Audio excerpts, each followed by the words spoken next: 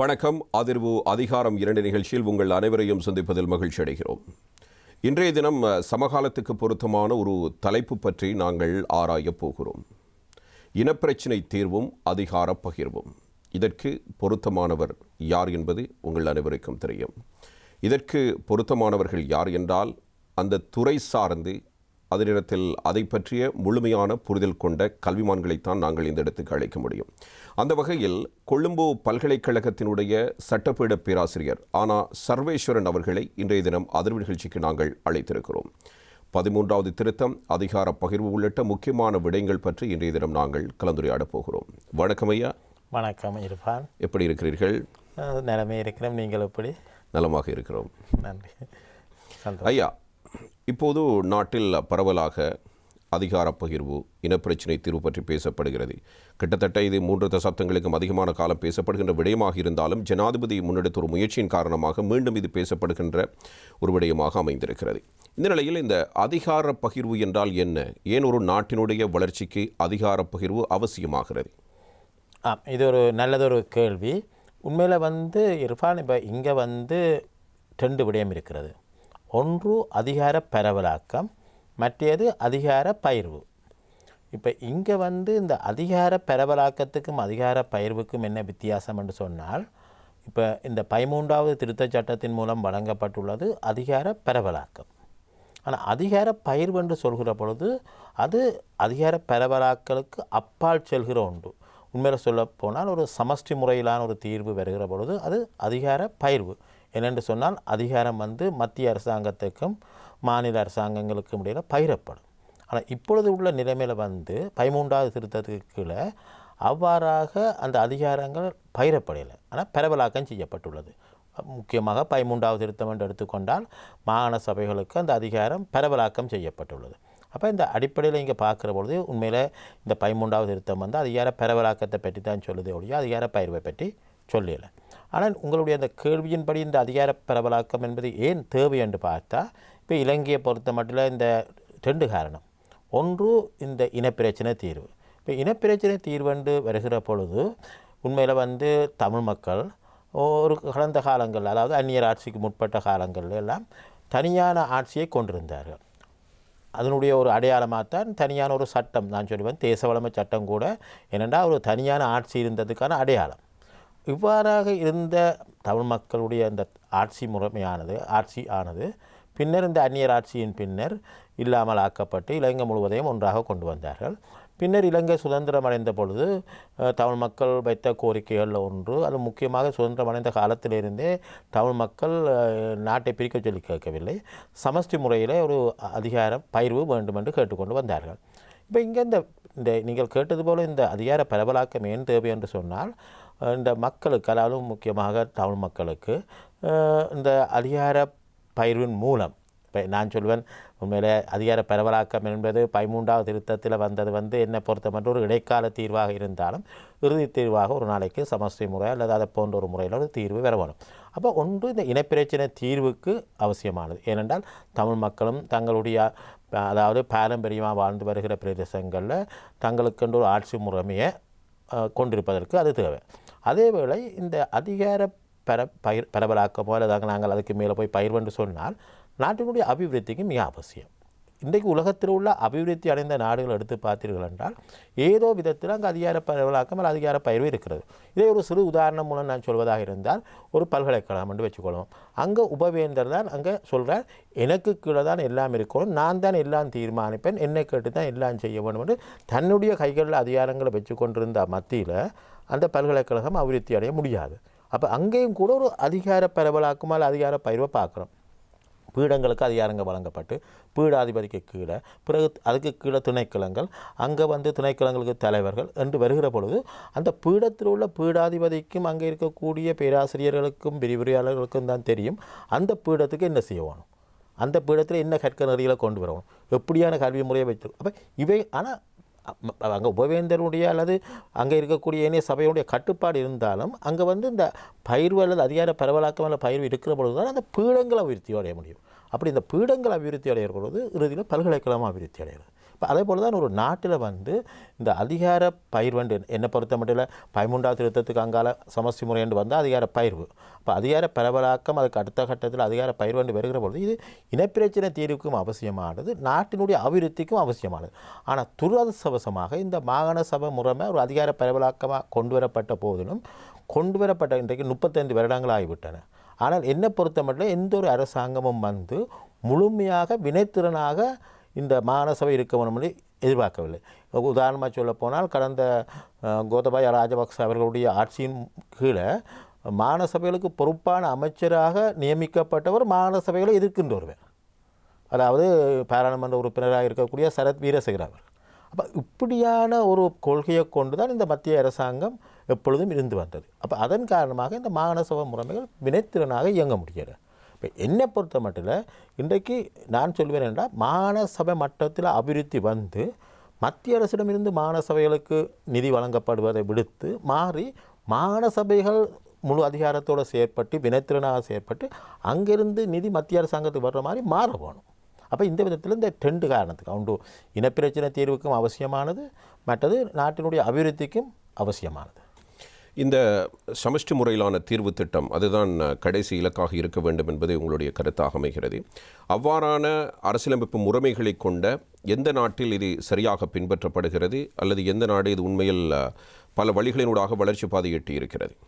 இன்றைக்கு சமஷ்டி முறை என்று சொல்கிற பொழுது உண்மையில் நான் சொல்வேன் என்று சொன்னால் இங்கே இலங்கையை விட சிறிய நாடுகள் கூட, முக்கியமாக சுவிட்சர்லாந்து மற்றது பெல்ஜியம் போன்ற இலங்கையை விட சிறிய நாடுகளில் கூட சமஷ்டி அல்லாத போன்ற முறைமைகள் இருக்கின்றன. இதை விட பெரிய பெரிய பல நாடுகளில் இருக்கின்றன. அப்போ இங்கே வந்து இந்த சமஷ்டி என்று சொல்கிற பொழுது இன்றைக்கு தென்னிலங்கையில் அது ஒரு பேயை கண்டது போல் பார்க்குறார்கள். உண்மையில் சமஷ்டி முறைமையை உண்மையில் ஒரு 100 வருடங்களுக்கு முதலே முன்வைத்தவர் முன்னாள் பிரதமராக இருந்த SWRD பண்டாரநாயக்க அவர்கள். அவர் யாழ்ப்பாணத்தில் இளைஞர் காங்கிரஸ் கூட்டங்களில் சென்று பேசிய பொழுது அவர் இலங்கைக்கு பொருத்தமான ஆட்சி முறைமை சமஷ்டி முறைமை என்று சொல்லியிருந்தவர்.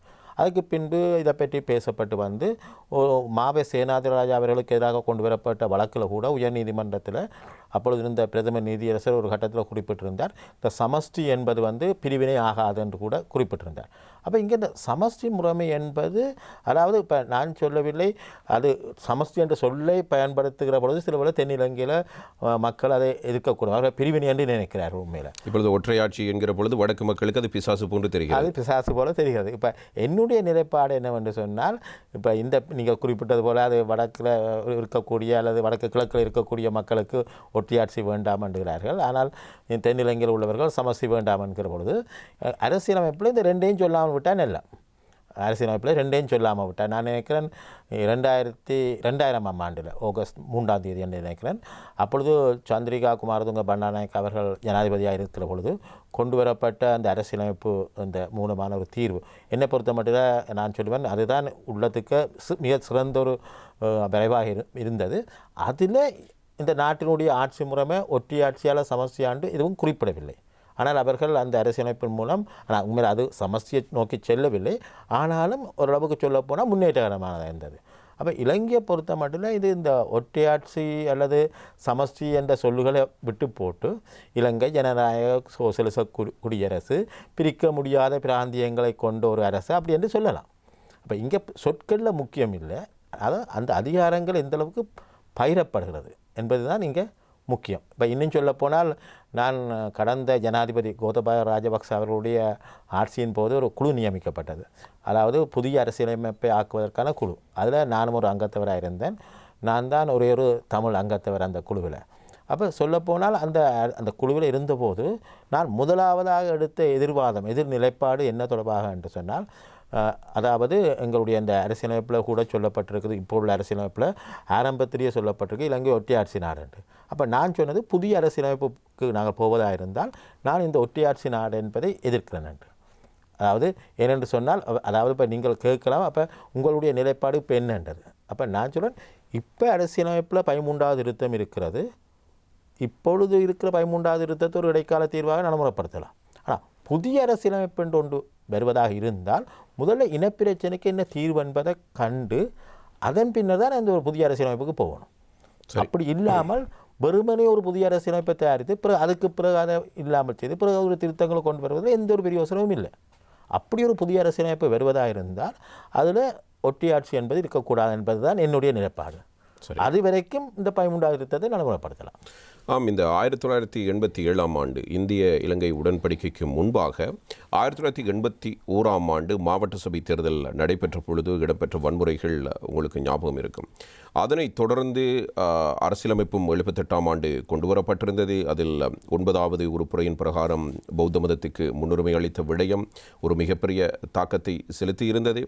அதனோடு இணைந்ததாக படிப்படியாக ஒரு காலகட்ட பகுதியிலும் தமிழ் மக்கள் புறக்கணிக்கப்பட அது போராட்ட வடிவம் பெறுகிறது.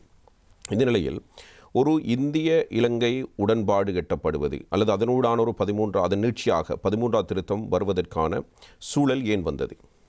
இப்போ நீங்கள் குறிப்பிட்டது போல இந்த பௌத்த மதத்துக்கு முதன்மை தானம் என்பது கூட உண்மையில் முதன்முறையாக 72ஆம் ஆண்டு அரசியலமைப்பு தான் கொண்டு வரப்பட்டது. அப்போ அதில் கொண்டு வரப்பட்டாலும் உண்மையில் அரசியலமைப்பிலே சொல்லப்பட்டிருக்கிறது ஏனைய மதங்களை வந்து அவர்கள் பின்பற்றலாம். மற்றது இன்றைக்கு இருக்கிற 78ஆம் ஆண்டு அரசியலமைப்புக்கு கீழே கூட ஒருவரை இனம், மதம், மொழி, சாதி, பால், அரசியல், பிறப்பிடம் அல்லது இப்படியான எந்த காரணத்துக்காகவும் ஒரு பாரபட்சம் காட்ட முடியாதுன்னு சொல்லியிருக்குது. அப்போ எனக்கு தெரியவில்லை இந்த அரசியலமைப்பில் இருக்கிற பௌத்த மதத்துக்கு முதன்மை தானம் என்பது உண்மையில் என்னத்தை கருதுறதுன்றது எனக்கு இன்னும் புரியவில்லை. ஆனால் ஒன்று என்னவென்று சொன்னால் 72ஆம் ஆண்டு அரசியலமைப்பில் ஒரு அரசியல் காரணமாக தான் இது கொண்டு வரப்பட்டது. பின்னர் 78ஆம் ஆண்டு அரசியலமைப்பிலையும் அது உள்வாங்கப்பட்டு உள்ளது. ஆனால் இனி அதை எடுக்க முடியாத நிலையில் தான் இருக்கிறார்கள். ஆனால் இப்போ நீங்கள் கேட்டது போல் இந்த பின்னணியை பார்க்குற பொழுது இந்த இந்தியா வந்து உண்மையில் இலங்கை இன பிரச்சனையில் நேரடியாக தலையிட்டது. அப்போ இந்தியாவை பொறுத்தமட்டிலையும் அங்கே பல விடயங்களை நாங்கள் பார்க்க வேணும். ஒன்று, இந்தியாவில் தமிழ்நாடு இருக்கிறது. அப்போ என்னுடைய கருத்தில் வந்து இந்தியா, அதாவது முக்கியமாக வட மாநிலங்கள் எப்பொழுதுமே ஒரு விரோத போக்கை கொண்டிருக்கின்றது தென்னிந்திய மாநிலங்களுக்கு எதிராக. அப்போ இவ்வாறான பின்னணியில் இலங்கையில் இருக்கிற தமிழ் மக்களுக்கு ஒரு வரையறைக்கு அங்கால அதிகாரங்களை கொடுப்பது அது தென்னிந்திய மாநிலங்களுக்கு ஒரு பலத்தை கொடுப்பதாக, அது வட இந்தியாவில் இருக்கக்கூடிய மாநிலங்களுக்கு ஒரு அச்சுறுத்தலாக அமையுங்கிற ஒரு எண்ணமும் இருக்கிறது. இந்திய ஒருமைப்பாட்டுக்கே ஒரு பாதிப்பை ஏற்படுத்தலாம். ஆகவே இங்கே இலங்கையில், அதாவது இன்னும் சொல்ல போனால் இலங்கையில் வந்து தமிழ் மக்களுக்கு ஒரு வரையறைக்கு மேல் அதிகாரத்தை கொடுக்குற பொழுது அது அதனுடைய தாக்கம் தென்னிந்தியாவில் இருக்கலாம்ங்கிற ஒரு பிரதானமாக தமிழ்நாடு என்ற எண்ணமும் இருக்கிறது. இதை விட இப்போ இந்தியாவினுடைய எண்ணம் என்னவென்று சொன்னால் இலங்கையை வந்து முழு இலங்கையும் தன்னை கட்டுப்பாட்டுக்கு கொண்டு வருவாங்க. அதாவது ஏனென்றால் இலங்கையை முழு இலங்கையை தன்னை கட்டுப்பாட்டுக்கு கொண்டு வந்து தான் ஒரு பிராந்திய வல்லரசாக காட்டணும், உலகத்துக்கு காட்டணும். அதே நேரம் இலங்கை அரசாங்கமோ அல்லது இலங்கையில் இருக்கக்கூடிய சிங்கள மக்களோ முழுமையாக இந்தியாவை எதிர்க்கிற நிலைக்கும் போகக்கூடாது. ஏனென்றால் அவ்வாறு ஒரு நிலைமை வந்தால் என்ன நடக்கும் என்று சொன்னால் இலங்கை அரசு இந்தியாவுக்கு விரோதமான வேறொரு அரசின் பக்கம் சார்பாக செயற்பட தொடங்கும். அதையும் அவர்கள் விரும்பவில்லை. ஆனபடியால் இந்த நிலையில் எல்லாத்தையும் அவர்கள் ஒரு சமநிலை செய்கிற மாதிரி, அதே நேரம் தமிழ் மக்களுக்கும் இலங்கையில் இருக்கிற தமிழ் மக்களுக்கும் இந்தியாவில் இருக்கிற தமிழ் மக்களுக்கும் இந்த இனப்பிரச்சனை தீர்வுடையதை தானும் அக்கறை கொண்டிருக்கிற ஒரு தீர்வை வழங்கி இருக்கிறேன். அதே நேரம் இந்த யுத்தத்தை முடிவுக்கு கொண்டு வர வேணும், இதன் மூலம் உலகத்துக்கு காட்டணும் பிராந்திய வல்லரசு தான் இந்த சமாதானத்தை. இப்படி பல பின்னணியில் தான் இந்த இலங்கை இந்திய ஒப்பந்தம் கொண்டு வரப்பட்டது 1987. ஆனால் இந்த இலங்கை இந்திய ஒப்பந்தம் வந்து உண்மையில் வந்து ஒரு என்னை பொறுத்த மட்டும் ஒரு தமிழ் மக்களுடைய இனப்பிரச்சனை தீர்வண்டு விரைக்க, அதாவது தமிழ் மக்கள் இந்த சுதந்திரம் அடைந்ததிலிருந்து போராட்டங்கள், அரசியல் போராட்டங்கள், ஆயுத போராட்டம் என்று செய்திருந்தார்கள். அது மாத்திரமல்ல அவர்களுடைய இழப்புகள், தியாகங்கள் என்று பார்க்குற பொழுது என்னை பொறுத்த மட்டும் ஒரு போதுமான தமிழ் மக்கள் எதிர்பார்த்த ஒரு தீர்வு அதில் வழங்கலை. இப்போ அந்த இலங்கை இந்திய ஒப்பந்தத்தில் கூட முக்கியமாக வடக்கு கிழக்கு தமிழர்கள் பாரம்பரியமாக வாழுகிற பிரதேசம் என்று சொல்லப்பட்டிருந்தது. அதை விட ஒரு மாகாண முறையில் ஒரு தீர்வு சொல்லப்பட்டிருந்தது. பின்னர் அந்த கிழக்கு மாகாணத்தில் ஒரு தேர்தலை நடத்தி அதை பிரிக்கக்கூடிய முறையிலையும் அந்த இலங்கை இந்திய ஒப்பந்தத்தில் சொல்லப்பட்டிருந்தது. ஆனபடியால் இந்த உண்மையில் தெரியுமங்களுக்கு கிழக்கு மாகாணத்தில் தேர்தல் நடத்துகிற பொழுது அதாவது இலங்கையில் இருக்கக்கூடிய முக்கியமாக சிங்கள, தமிழ், முஸ்லீம் மக்களை ஏறத்தாழ சம அளவில் கொண்ட ஒரு மாகாணம் கிழக்கு மாகாணம். அப்போ கிழக்கு மாகாணத்தில் அதாவது வடக்கு கிழக்கு இணைந்திருக்க வேண்டுமா இல்லையாங்கிற ஒரு தேர்தலை நடத்துகிற பொழுது நிச்சயமாக அதனுடைய முடிவு எப்படி இருக்குமென்றது எல்லாருக்கும் தெரியும். அப்போ இந்த பின்னணியில் பார்க்குற பொழுது இந்தியா கூட என்னுடைய கருத்தில் இந்த வடக்கு கிழக்கு தமிழர்களுடைய பாரம்பரிய பிரதேசம் என்று சொல்லியிருந்தாலும் அதை நிரந்தரமாக இணைக்க வேண்டுமென்ற எண்ணத்தில் இருந்ததாக நான் நினைக்கிறேன். அதே நேரம் ஒரு மாகாண சபை முறைமை மூலம் ஒரு தீர்வை கொண்டு வருவதாக சொல்லியிருந்தது. ஆனால் இந்த இலங்கை இந்திய ஒப்பந்தத்தில் இந்த மாகாண சபைகளுக்கு வழங்குகிற அதிகாரங்களை பற்றியெல்லாம் பெருசாக சொல்லப்பட்டிருக்கிறது. அதாவது இலங்கை அரசாங்கத்தையும் தமிழ் மக்களுடைய பிரச்சனைகளையும் தங்களுடைய தேவைகளுக்கு பயன்படுத்துகின்ற வகையில் தான் இந்தியாவினுடைய தங்களுடைய தேவைகளுக்கு என்று சொல்லலாம். அதே நேரம் தங்களுடைய நலன்கள் பாதிக்காத விதத்தில் அதை பயன்படுத்த வேண்டும் என்பது இந்தியாவுடைய பொதுவான ஒரு அக்கறையாக இருந்ததுன்னு என்னுடைய கருத்து. அப்போ இந்த பின்னணியில் இந்த இலங்கை இந்திய ஒப்பந்தத்தை பொதுவாக அந்த நேரம் இருந்த பல தமிழ் போராளிகளுடைய கட்சிகளும் எதிர்த்திருந்தது. அதே போல் தமிழ் கட்சிகளும் எதிர்த்திருந்தவர்கள் எனக்கு ஞாபகம் இருக்கிறது. அப்பொழுது மாணவனாக நான் இருந்தேன். அதை பற்றி நான் ஒரு பத்திரிகையில் அப்பொழுது ஒரு கட்டுரையும் எழுதியிருந்தேன். அதாவது உண்மையில் சொல்லப்போனால் நாங்கள் எதிர்பார்க்கிற இந்த சமஷ்டி முறையோ அல்லது அதுக்கு சமஷ்டி இல்லை என்று சொன்னாலும் அதாவது ஒரு கணிசமான அளவு ஒரு அதிகார பயிர்வை கொண்டு வரக்கூடிய ஒரு முறைமையாக இலங்கை இந்திய ஒப்பந்தத்துக்குள்ளே இந்த மாகாண சபை முறைமை வரையில. இந்த பின்னணியில் தான் இந்த பிறகு 13வது திருத்தம் கொண்டு வரப்பட்டது. அப்போ இந்த 13வது திருத்தம் கொண்டு வரப்பட்டு இந்த மாகாண சபை முறைமை கொண்டு வரப்பட்டது. அப்போ இன்றைக்குள்ள பிரச்சனை என்ன சொன்னால், இன்றைக்கு அண்மையில் இந்திய வெளிவிவகார அமைச்சரும் வந்திருந்தார். அவரும் சொல்கிறார் இந்தியா இந்த 13வது திருத்தத்தை முழுமையாக நடைமுறைப்படுத்த வேண்டும் என்றதில் உறுதியாக இருக்கிறது. அது இந்தியாவுடைய நிலைப்பாடாக அன்றும் இன்றும் இருந்து வருகிறது. இப்போ என்னுடைய கருத்து என்னவென்று சொன்னால், இந்தியா 13வது திருத்தத்தை முழுமையாக நடைமுறைப்படுத்த வேண்டும் என்று சொல்லக்கூடாது, மாகாண சபை முறைமையை வினைத்திறன் உள்ளதாக நடைமுறைப்படுத்த வேண்டும் என்று சொல்லவும். ஏன் அதை சொல்கிறேன்னு சொன்னால், இந்த 13வது திருத்தத்தில் பல குறைபாடுகள் இருக்கின்றன. இப்போ இன்றைக்கு மாகாண சபை 13வது திருத்தத்தில் காணப்படுகிற சாதகமான அம்சங்கள் என்ன, பாதகமான அம்சங்கள் என்ன?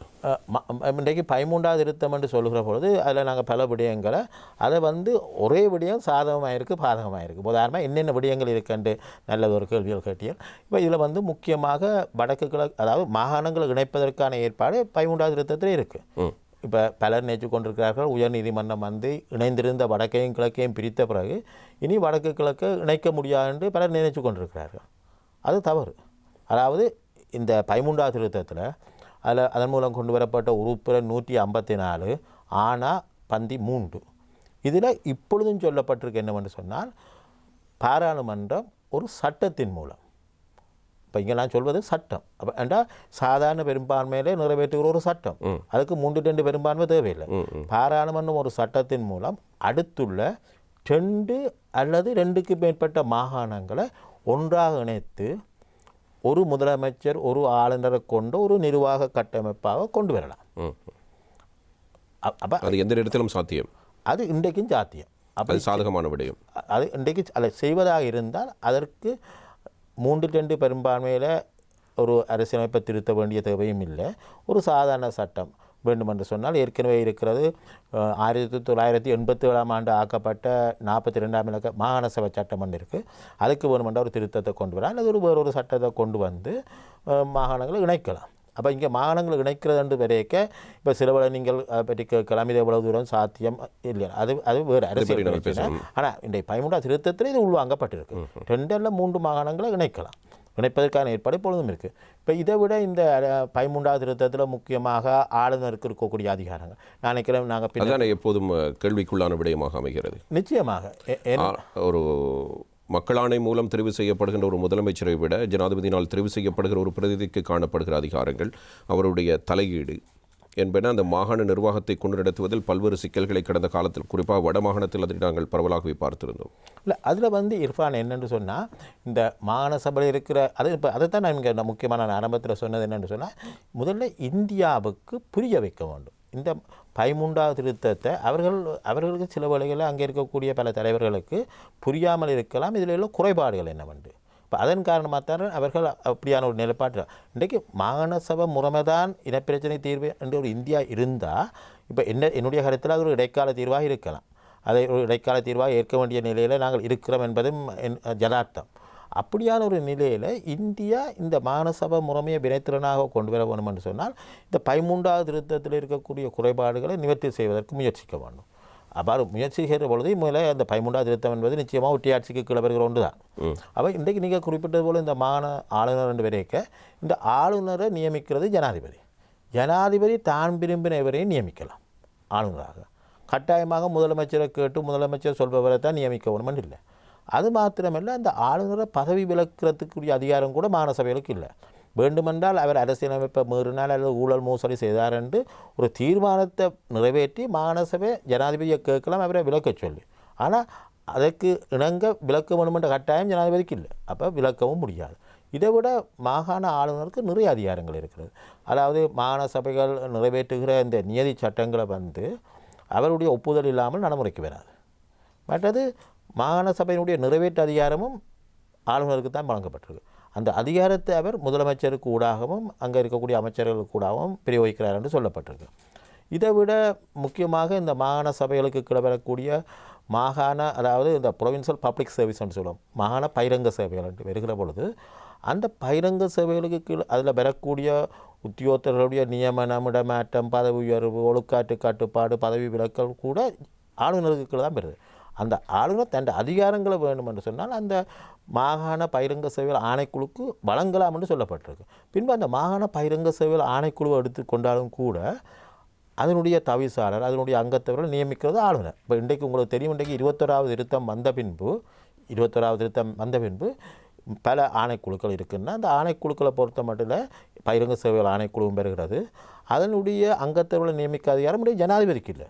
ஏனென்று சொன்னால் இன்றைக்கு வந்து அரசியலமைப்பு பேரவைக்கு அது வழங்கப்பட்ட அரசியலமைப்பு பேரவை உடன்படாத அல்லது சொல்லாத ஒருவரை ஜனாதிபதி அந்த பகிரங்க சேவைகள் ஆணைக்குழுவுக்கு நியமிக்க முடியாது. ஆனால் மாகாண சபைகளுக்கு கீழே வருகிற பகிரங்க சேவையை பொறுத்த மட்டும் அந்த அதிகாரம் ஆளுநருக்கு இருக்குது.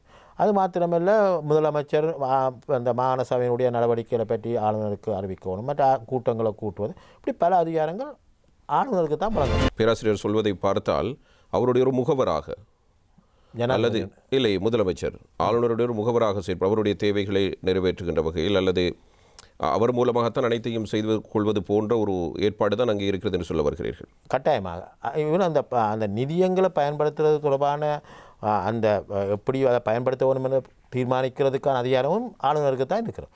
அப்போ நீங்கள் சொல்வது போல் முகவராக இருக்கிற நேரம் அவர் வந்து உண்மையில் சொல்லப்பட்டால் ஜனாதிபதி அந்த ஆளுநருக்கு ஊடாக மாகாண சபையை கட்டுப்படுத்தக்கூடியவராக இருக்கிறேன். அதே நேரம் அந்த மாகாண சபை முதலமைச்சருக்கு எதிரான அல்லது மாகாண சபைக்கு எதிரான அல்லது அங்குள்ள மக்களுக்கு எதிரான ஒருவரை ஆளுநராக நியமித்து இந்த மாகாண சபை முறைமையே ஒரு அர்த்தமற்றதாக்கக்கூடிய ஒரு நிலைமை இருக்கிறது. அதாவது மக்களால் தெரிவு செய்யப்படுகிற மாகாண சபை உறுப்பினர்கள் மாகாண முதலமைச்சருடைய விருப்பம் அந்த மக்களுடைய தேவைகளை நிறைவேற்றுவது நாடாளுமன்றத்தினூடாக செயற்படுகின்ற முன்னெடுக்கப்படுகிற நடவடிக்கைகள் போன்று. ஆனால் அங்கு ஆளுநர் நினைக்கின்ற பொழுது அதனை தடுத்து நிறுத்திவிட முடியும். அதனால் ஆளுநருக்கு நிறைய அதிகாரங்கள் இருக்குது. அப்போ நான் இங்கே என்ன சொல்ல வரேன் என்று சொன்னால், இங்கே வந்து இந்த ஆளுநர் என்பவர் வந்து ஒரு சடங்கு ரீதியான ஆளுநராக இருக்க வேணும். அது செரிமோனியல் பேரளவிலான ஒரு ஆளுநராக இருக்கணும். ஆனால் முழு அதிகாரங்கள் முதலமைச்சருக்கு வழங்கப்படும். இப்போ நீங்கள் அப்போ சிலர் கேட்கலாம், அப்படின்னு சொன்னால் முதலமைச்சரும் அந்த மாகாண சபையும் சேர்ந்து தான் விரும்பினதில்லை, அப்படி இல்லை. ஏனென்றால் இந்த அரசியலமைப்பில் இந்த 13வது திருத்தத்திலேயே பல ஏற்பாடுகள் இருக்கிறது. நாங்கள் பொலிஸ் அதிகாரத்தை பற்றி கதைக்கலாம். இன்றைக்கு பலர் நினைச்சு கொண்டிருக்கிறார்கள், மாகாண சபைக்கு பொலிஸ் அதிகாரம் வழங்கினா தாங்கள் வவுனியாவுக்கு அங்கால போகலாண்டு கூட ஒரு பழைய முன்னாள் ஜனாதிபதி சொல்லியிருக்கிறார். உண்மையில் வந்து மாகாண பொலிசுக்கு அதிகாரங்கள் நாங்கள் பின்னுக்கு பார்ப்போம். என்னை பொறுத்த மட்டும் ஒரு இன்றைக்கு பாதுகாப்பு இந்த நிறுவனங்கள் இருக்குதானே, இந்த பாதுகாப்பு ஊழியர்களை வச்சிருக்கிற தனியார் நிறுவனங்கள், அதில் இருக்கிற பாதுகாப்பு ஊழியருக்கு இருக்கிற அதிகாரங்கள் கூட மாகாண பொலிசுக்கு மேலே இல்லை. அப்போ அந்த நிலையில் தான் அங்கே இருக்குது. அப்போ இங்கே வந்து இந்த முதலமைச்சருக்கு அதிகாரங்கள் வழங்கப்பட்டாலும், இப்போ என்னுடைய கருத்தில் இந்த ஆளுநருடைய அதிகாரங்கள் குறைக்கப்பட்டு முதலமைச்சருக்கு அதிகாரங்கள் வழங்கப்பட்டாலும் அங்கே வேறு கட்டுப்பாடுகள் இருக்கின்றன. அதாவது அதுக்காக முதலமைச்சரும் மாகாண சபையும் தான் விரும்பினபடி நடக்க முடியாது. ஆனபடியால் இங்கே அந்த ஆளுநருடைய அதிகாரங்கள் குறைக்கப்படும். மற்றது இந்த நீங்கள் கேட்டது போல் இந்த மாகாண சபையில் வேறு என்னென்ன இருக்குன்னு சொன்ன இந்த 13வது திருத்தத்தில் அதை விட இந்த முதலமைச்சருடைய அதிகாரங்கள், அதை விட மாகாண சபைகள் சட்டங்களை ஆக்குவதற்கான அதிகாரங்கள், நியதி சட்டங்கள்னு சொல்லுவோம், சட்டங்களை ஆக்கலாம். அதாவது மாகாண சபைகளுக்கு வழங்கப்பட்டுள்ள விடயங்கள் 37 விடயங்கள் வழங்கப்பட்டுள்ளன. அதை விட இந்த ஒருங்கிணை நிரல் என்று இன்னொரு நிரல் இருக்கிறது மத்திய அரசுக்கும். அப்போ அதுகள் தொடர்பில் மாகாண சபை சட்டங்களை ஆக்கலாம், நியதி சட்டங்களை ஆக்கலாம். அப்போ சட்ட வாக்கு அதிகாரம் வழங்கப்பட்டு ஆனால் ஆளுநரை ஒப்புதல் வேண்டும். அதே நேரம் அவர் விரும்பாவிட்டால் அதனை நடைமுறைப்படுத்த முடியாது, அவருடைய அந்த ஒப்புதல் இல்லாமல் நடைமுறைப்படுத்த முடியாது. அதே நேரம் அங்கே மாகாண சபைக்கு காணி அதிகாரம் வழங்கப்பட்டிருக்கிறது ஒரு மட்டுப்பட்ட அளவில். பொலிஸ் அதிகாரம் வழங்கப்பட்டிருக்கிறது. மற்ற மாகாண மேல் நீதிமன்றங்கள் கொண்டு வரப்பட்டிருக்கின்றன. மற்றது மாகாணங்கள் வந்து நிதியங்கள் வச்சிருக்கு, அதை மட்டுப்பட்ட அளவில் இருக்குது. இதை விட இந்த 13வது திருத்தத்தால் கொண்டு வரப்பட்ட இன்னொன்று தான், அது மாகாண சபைக்கு வெளியில் சொல்வதாக இருந்தால், இந்த தமிழ் மொழியினுடைய அந்தஸ்து. அதாவது தமிழ் மொழியில் வந்து இன்றைக்கு வந்து 13வது திருத்தம் 16வது திருத்தம் கொண்டு வரப்பட்டு இன்றைக்கு இந்த தமிழ் மொழிக்கு வந்து ஒரு சொல்லப்போனால் சிங்கள மொழிக்கு இணையான ஒரு அந்தஸ்து அரசியலமைப்பு ரீதியாக வழங்கப்பட்டது. நீங்கள் கேட்கலாம் நடைமுறையில் அப்படி இருக்கும், அது நடைமுறையில் இருக்கிறது வேறு, நடைமுறையில் அப்படி இல்லைன்றது. ஏனென்றால் இங்கே ஒரு குறிப்பிட்ட ஒரு சில நாட்களுக்கு முதல் எனக்கு எங்களுடைய மிக நெருங்கிய உறவினர், அப்போ அவருக்கு எங்களோட ஊரில் நாங்கள் காரணர் அங்கே இருக்கிற ஒரு கிராமத்தில் இருக்கிற பாடசாலையில் அவருடைய தந்தை என்ற அலுவல் சம்பந்தமாக ஒரு கடிதம் வந்தது தனிச்சிங்களத்தில். அப்போ இன்றைக்கு தமிழ் மொழி அமலாக்கம் எந்த அளவில் இருக்குன்றது அதை நாங்கள் இன்னொரு நேரம் பேசிக்கொள்ளலாம். அப்போ இந்த விடயங்கள் எல்லாம் இந்த 13வது திருத்தத்தால் தான் கொண்டு வரப்பட்டது. அப்போ இந்த 13வது திருத்தத்தால் கொண்டு வரப்பட்ட இந்த மாகாணசபை முறைமையானது உண்மையிலே இந்த 13வது திருத்தம் நான் வந்து இப்போ 35 வருடங்கள் ஆகின்றன, 35 வருடங்கள் ஆகிவிட்டன. ஆனால் இதுவரை இந்த மாகாணசபை முறைமை வந்து ஒரு வினைத்திறன் உள்ளதாக மாறவில்லை, ஆக்கப்படவில்லை. அதுதான் இங்கே இருக்கக்கூடிய ஒரு குறைபாடு. அதுக்கு 13வது திருத்தத்தில் இருக்கிற குறைபாடும் காரணம். இதை விட இந்த அரசாங்கங்கள் வந்து இந்த அவர்கள் சொல்வார்கள் இந்த பொலிட்டிக்கல் வில் என்று சொல்வார்கள், அப்படியான அந்த அதாவது இந்த மாகாணசபை முறைமையை வினைத்திறன் உள்ளதாக ஆக்க வேணும் என்ற விருப்பம் அவர்களுக்கு இருக்கிறது. அதை விட இந்த அதிகாரங்கள் கூட நீங்கள் கேட்டீர்கள் என்ன சாதகம் பாதகம் என்று. இப்போ நான் காணி அதிகாரம், பொலிஸ் அதிகாரம், சட்ட வாக்கு அதிகாரம் என்று சொல்கிற பொழுது அது சாதகமாக இருக்குது. ஆனால் அதே நேரம் அது பாதகமாக இருக்குன்னு சொன்னால் அது இருப்பது போல் இருக்கும், ஆனால் இருக்க மாட்டுது. அதாவது மிகவும் வரையறுக்கப்பட்ட மட்டுப்படுத்தப்பட்ட அளவில் இருக்குது. அதுதான் இங்கே இருக்கக்கூடிய குறைபாடாகவும் இருக்கிறது. இப்போது இந்த காணி போலீஸ் அதிகாரங்களை வழங்குவது தொடர்பில் அண்மையில் தென்னிலங்கையினுடைய ஒரு அரசியல் கட்சியினுடைய தலைவர், அவர் இனவாத ரீதியாகவும் பல்வேறு கருத்துக்களை முன்வைத்தவர். அதே நேரத்தில் தமிழ் மக்களுடைய தீர்வுடையத்தில் கொஞ்சம் அழுத்தமான எதிர்ப்புகளை வெளிப்படுத்தக்கூடிய ஒருவர், ஒரு சிங்களவர்கள் சார்ந்த ஒரு நிலைப்பாட்டை கொண்டவர். அவருடைய பேருங்களுக்கு அவசியமில்லை. இருந்தபோதிலும் அவர் இந்த போலீஸ் அதிகாரங்கள் வழங்குவது பற்றி கூடுதலாக சிந்திக்க வேண்டியிருக்கிறது, அதனை நடைமுறைப்படுத்துவதற்கு முன்பாக ஆராயப்பட வேண்டும் என்பது. அதே பெரும்பான்மையான தென்னிலங்கை சிங்கள தேசியவாதம் பேசுகின்றவர்கள் மத்தியிலும் இது ஒரு தேர்தல் ஒரு பேசுபொருளாக அவர்கள் மாற்றியமைப்பதற்கான ஒரு முயற்சியும் இருக்கிறது. ஒரு காலப்பதிலும் அதனை செய்து கொண்டே வருகிறார்கள். இவ்வாறான ஒரு நிலையில் அந்த காணி போலீஸ் அதிகாரங்களை அந்த மாகாணத்துக்கு வழங்குவதனூடாக நாட்டினுடைய இறைமைக்கு பாதிப்பினை ஏற்படுத்தக்கூடிய ஏதேனும் விடயங்கள் இருக்கிறதா? நிச்சயமாக இல்லை. ஏனென்று சொன்னால் நான் ஏற்கனவே குறிப்பிட்டது போல இந்த 13வது திருத்தம் கொண்டு வரப்பட்ட பொழுது அது உயர்நீதிமன்றம் தெளிவாக சொல்லிவிட்டது. ஆக இந்த 13வது திருத்தம் எந்த வகையிலையும் இந்த ஒற்றையாட்சி முறைமையை பாதிக்க மாட்டாது. இப்போ உண்மையில் வந்து இந்த 13வது திருத்தம்னு சொல்லி கொண்டு இருக்கிறோம் தானே. இப்போ மத்திய அரசு விரும்பினா இப்போ இன்றைக்கு 21வது திருத்தம் வந்துட்டு நாளைக்கு 3/2 பெரும்பான்மையில் 22வது திருத்தத்தை கொண்டு வந்து 13வது திருத்தத்தை இல்லாமலும் செய்யலாம், மாகாணசபை முறைமையும் இல்லாமலும் செய்யலாம். அப்போ அந்த மாதிரி தான் இன்றைக்கு இந்த 13வது திருத்தம் இருக்கிறது. அப்போ இன்றைக்கு தேவையில்லை என்றால் அதை இல்லாமல் செய்யவும் முடியும். அதிகாரம் மத்திய அரசாங்கத்துக்கு எப்பொழுதும் இருக்கிறது. ஏன்னு சொன்னால் இப்போது இங்கே இருக்கிற அச்சம் அந்த பகுதியும் இப்பொழுது ஒரு மாகாணத்துக்கு அதிகாரத்தை பகிர்ந்து கொடுத்ததற்கு பிறகு அதுவும் இன்னும் துண்டு துண்டாக ஒவ்வொரு பிரதேச ரீதியாக பிரிந்து விடுமோ என்கிற அளவுக்கு சிந்திக்கின்ற நிலைமையினை அரசியல்வாதிகள் ஏற்படுத்தி கொண்டிருக்கிறார்கள். அவ்வாறான ஒரு நிலைமையை மாகாண சபைக்கு தானாகவே ஏற்படுத்திக் கொள்ள முடியாது என்பது பேராசிரியருடைய தர்க்கம். நிச்சயமாக ஏனென்று சொன்னால் இப்போ நான் என்ன சொல்ல வருகிறேன் சொன்னால் இந்த ஒட்டியாட்சிக்கும் இந்த சமஸ்திக்கும் இடையில் உள்ள வேறுபாடே அதுதான். இப்போ சமஷ்டி என்று வருகிற பொழுது இந்த அதிகாரங்கள் பகிரப்பட்டால் அதை மத்திய அரசு மீளப்பெற முடியாது. ஆனால் இந்த 13வது திருத்தத்துக்கு வழங்கப்பட்டிருக்கிற இந்த அதிகார பரவலாக்கத்தை பொறுத்த மட்டும் இன்னொரு திருத்தத்தை கொண்டு வந்து 3/2 13வது திருத்தத்தை இல்லாமல் செய்யலாம். ஆனால் அவர்கள் செய்ய மாட்டார்கள், செய்யவும் முடியாது. ஏனென்றால் இப்போ கடந்த கோத்தபாய ராஜபக்சவனுடைய அரசாங்கத்தில் கூட உங்களுக்கு தெரியும் இந்த மாகாணசபை முறைமையை பலவீனப்படுத்த வேண்டும் என்று தான் முயற்சி செய்தார்கள். ஆனாலும் அவர்களும் கூட அவர்களுடைய நோக்கம் என்னவாக இருந்தது பேராசிரியர்? நீங்கள் அந்த அரசியலமைப்பு குழுவிலே உள்ளடக்கப்பட்டிருந்த ஒரு முக்கியமான ஒரு புத்திஜீவி, உங்களுடைய நிலைப்பாட்டை நீங்கள் தெளிவுபடுத்தியிருந்தீர்கள். இந்த ஒற்றையாட்சி என்கிற பதம், இதை பற்றிய பிரயோகத்தை நீங்கள் சொல்லியிருந்தீர்கள். அதே நேரத்தில் அவர்களுடைய உண்மையான நோக்கம் என்னவாக இருந்தது? உண்மையில் இதுக்கு ஒரு தீர்வு வழங்க வேண்டும் என்பதற்காகவா, அல்லது இந்த மத்திய அரசாங்கத்தினுடைய அதிகாரங்கள் இப்போது இருக்கிற முறைமை, ஜனாதிபதி பிரதமர் முறைமையா, இவ்வாறான விடயங்களை உள்ளடக்கிற அரசியலமைப்பினை அவர்கள் உருவாக்க முயற்சித்தார்கள்? அது வெளிப்படையாகவே தெரிஞ்ச ஒரு விடயம். என்னவென்று சொன்னால் அப்போ அந்த கோத்தபாய ராஜபக்ச அவர்களுடைய ஜனாதிபதியினுடைய அந்த நேரம் பிரதமராக மஹிந்த ராஜபக்ச அவர்கள் இருக்கிற பொழுது அவர்களுடைய நிலைப்பாடு வந்து அதாவது அவர்கள் முக்கியமாக சிங்கள பௌத்த என்ற அந்த அடிப்படையில் தான் அவர்கள் தேர்தலில் போட்டி போட்டு அந்த வாக்குகளை நம்பி வந்தவர்கள். அப்போ அவர்கள் வந்து அவர்கள் விரும்பினார்களோ விரும்பவில்லையோ அவர்களை ஆட்சிக்கு கொண்டு வந்தவர்களுடைய விருப்பமாக இருந்தது இந்த மாகாணசபை முறைமையை பலவீனப்படுத்த வேண்டும் என்பது. ஆனால் அவர்களுக்கு இருக்கக்கூடிய ஒரு பிரச்சனை என்று சொன்னால் இப்போ இந்தியா வந்து எக்காரணம் கொண்டும் இந்த மாகாணசபை முறைமை இல்லாமல் போக விட மாட்டாது. இப்போ இந்தியாவுடைய நிலைப்பாடு என்னவென்று சொன்னால் அதாவது மாகாணசபை முறைமை என்றது இலங்கை இந்திய ஒப்பந்தத்துக்காக கொண்டு வரப்பட்டு 13வது திருத்தத்துக்காக வந்துவிட்டது. அது இல்லாமல் செய்ய போனால் அது இந்தியாவுடைய கௌரவத்தையும் பாதிக்கிற ஒரு விஷயம். அது கௌரவ பிரச்சனை.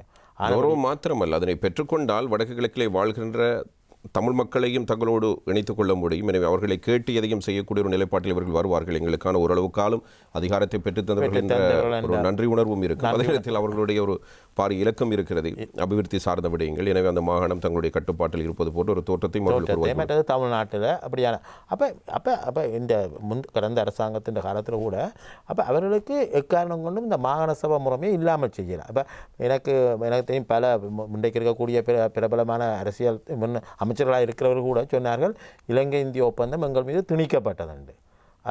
உண்மையில் வந்து சொல்லப்போனால் இலங்கை இந்திய ஒப்பந்தம் வந்து அப்பொழுது இலங்கை அரசுக்கும் இந்திய அரசுக்கும் இடையில் செய்யப்பட்டது, அரசு தலைவர்களுக்கு இடையில் செய்யப்பட்டது.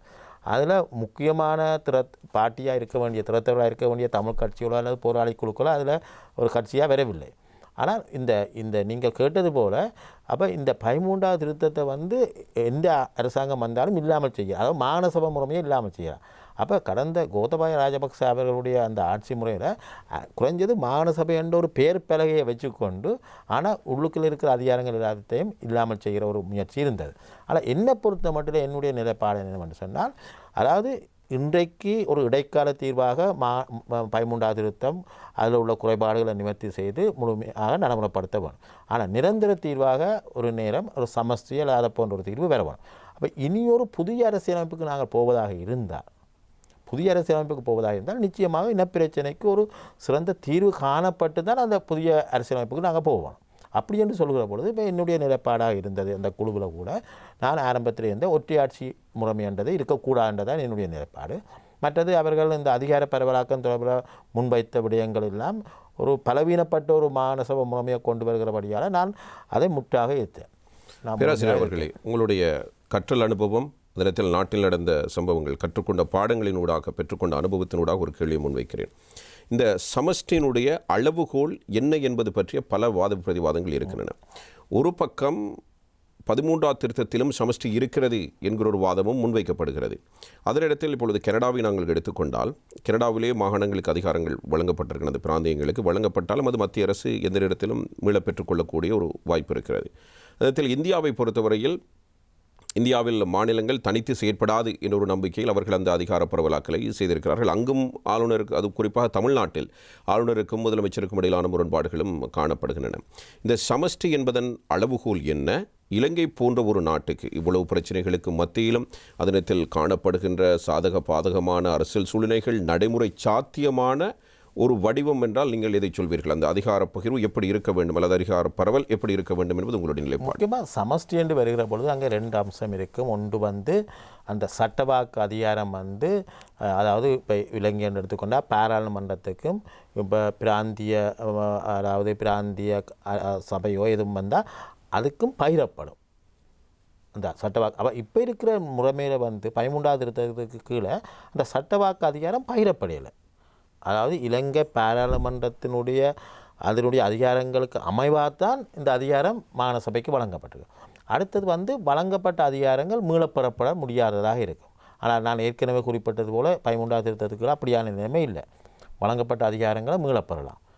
முற்றாகவே மாகாண சபை முறைமையை இல்லாமல் செய்யும். எந்த அடிப்படையில் மீளப்பெறலாம்? அரசியலமைப்பில் என்ன சொல்லப்பட்டிருக்கு அதை பற்றி அவர்கள் அங்கே அரசியலமைப்பில் வந்து அந்த அதிகாரங்கள், அதாவது 13வது திருத்தத்தில் வழங்கப்பட்ட அதிகாரங்களை மீளப்பெறுவதை பற்றி வெளிப்படையாக சொல்லல. இப்போ சில விடயங்கள் இருக்கின்றன. ஆனால் சில விடயங்கள் உதாரணமாக இப்போ பொலிஸ் அதிகாரம் என்று வச்சுக்கொள்வோம். இப்போ பொலிஸ் அதிகாரம் என்று விரைக்க நான் நினைக்கிறேன், அதை பற்றி நாங்கள் பின்னுக்கு பேசலாம். பொலிஸ் அதிகாரம் என்று விரைக்க அந்த மாகாணத்தில் வந்து தேசிய பாதுகாப்புக்கு அச்சுறுத்தலான சூழ்நிலை இருந்தால் அந்த பொலிஸ் அதிகாரத்தை மாகாண சபையிடமிருந்து பறித்து அது ஜனாதிபதி பிரயோகிக்கிறது போல் அந்த அதிகார பகிர்வது, அந்த மாதிரியான ஒரு அதிகார பரவலாக்கம் தான் இருக்கிறது. இப்போ நாங்கள் அதாவது நிறைவேற்ற அதிகாரத்தை கொண்டு அதனை மீள பெற்றுக்கொள்ள முடியும். இப்போ உதாரணமாக இன்றைக்கு நாங்கள் இப்போ இந்த இடத்துல நாங்கள் பொலிஸ் அதிகாரத்தை பற்றி பேசுவதாக இருந்தால் இப்போ பலரும் சொல்கிறார்கள் மாகாண சபைக்கு இந்த பொலிஸ் அதிகாரம் இருந்தாலும் உண்மையில் இதுவரை வழங்கப்படலை. அப்போ இந்த மாகாண சபைக்கு இருக்கிற பொலிஸ் அதிகாரம் எப்படி இருக்குன்னு நாங்கள் சுருக்கமாக பார்த்தா, அப்போ இதில் சொல்லப்பட்டிருக்கேன்னு சொன்னால் மாகாணங்களுக்கண்டு ஒரு மாகாண பிரதி பொலிஸ் மாதிபர் இருப்பார்.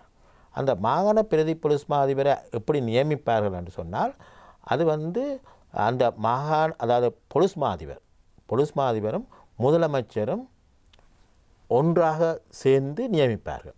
அந்த மாகாணத்துக்குரிய பிரதி பொலிஸ் மாதிபர். அது கொங்கரன்ஸ் என்று சொல்லப்படும். ஏண்டா 2 பேரும் இணங்கினா இவர்களுக்கு ஒரு இணக்கப்பாடு பெறாட்டா இவர்களுக்கிடையில் ஒரு இணக்கப்பாடு பெறாட்டா என்ன நடக்கும்னு சொன்னால் இங்கே வந்து இந்த பொலிஸ் ஆணைக்குழு என்ன செய்யும்னு சொன்னால் முதலமைச்சரோட கலந்தாலோசித்து ஆனால் அவர்கள் தாங்க விரும்பின ஒருவரை நியமிப்பினோம். அப்போ இந்த 2க்கும் இடையில் ஒரு வித்தியாசம் இருக்குது. இப்போ பொலிஸ் மாதிபரும் முதலமைச்சரும் பிறக்கே 2 பேரும் இணங்கித்தான் நியமிக்கலாம். அவர்களுக்கு இணக்கப்பாடு பெறாட்டா இங்கே பொலிஸ் ஆணைக்குழு முதலமைச்சரோட கலைச்சி போட்டு தான் விரும்பின ஒருவரை நியமிக்கும். அவர் நிச்சயமாக அவர் முதலமைச்சர் சொல்கிற ஆளாக தான் இருக்கணும் மட்டும் கட்டாயம் இல்லை. அதே நேரம் இந்த மாகாண சபைகளுக்கு கீழே பெறக்கூடிய அதாவது மாகாண பொலிஸ் ஆணைக்குழு ஒன்று இருக்குது. அது ஓரளவுக்கு ஏற்றுக்கொள்ளக்கூடியது போன்று இருக்கிறது அல்லவா? அதாவது ஒரு அரசியல் தலைமை தானே முதலமைச்சர் என்றாலும் ஒரு மக்களுடைய பிரதிநிதியாக இருந்தாலும் ஒரு அரசியல் தலைமை. ஒரு அரசியல் தலைமையினுடைய தனிப்பட்ட முடிவுக்கு அப்பால் ஒரு சுயாதீன ஆணைக்குழுவினால் ஒருவர் நியமிக்கப்படுகின்ற பொழுது அது அந்த சுயாதீனமாக இருந்தால் பிரச்சனை இல்லை. அதே நேரம் நான் இங்கே என்ன சொல்ல வரேன்னு சொன்னால் இந்த பொலிஸ் மாதிபரை நியமிக்கிற விடயத்தில் முதலமைச்சருடைய விருப்பத்தின் பேரில் அவர் விரும்பினவரை நியமிக்கிறதுக்கு அங்கே இடமில்லை, நியமிக்க முடியாத சூழ்நிலை ஏற்படும். இதை விட மாகாணங்களுக்கு பொலிஸ் அந்த அதிகாரம் வழங்கப்பட்டால் மாகாண பொலிஸ் ஆணைக்குழு வண்டி இருக்கும். அதில் 3 பேர் இருப்பார்கள்.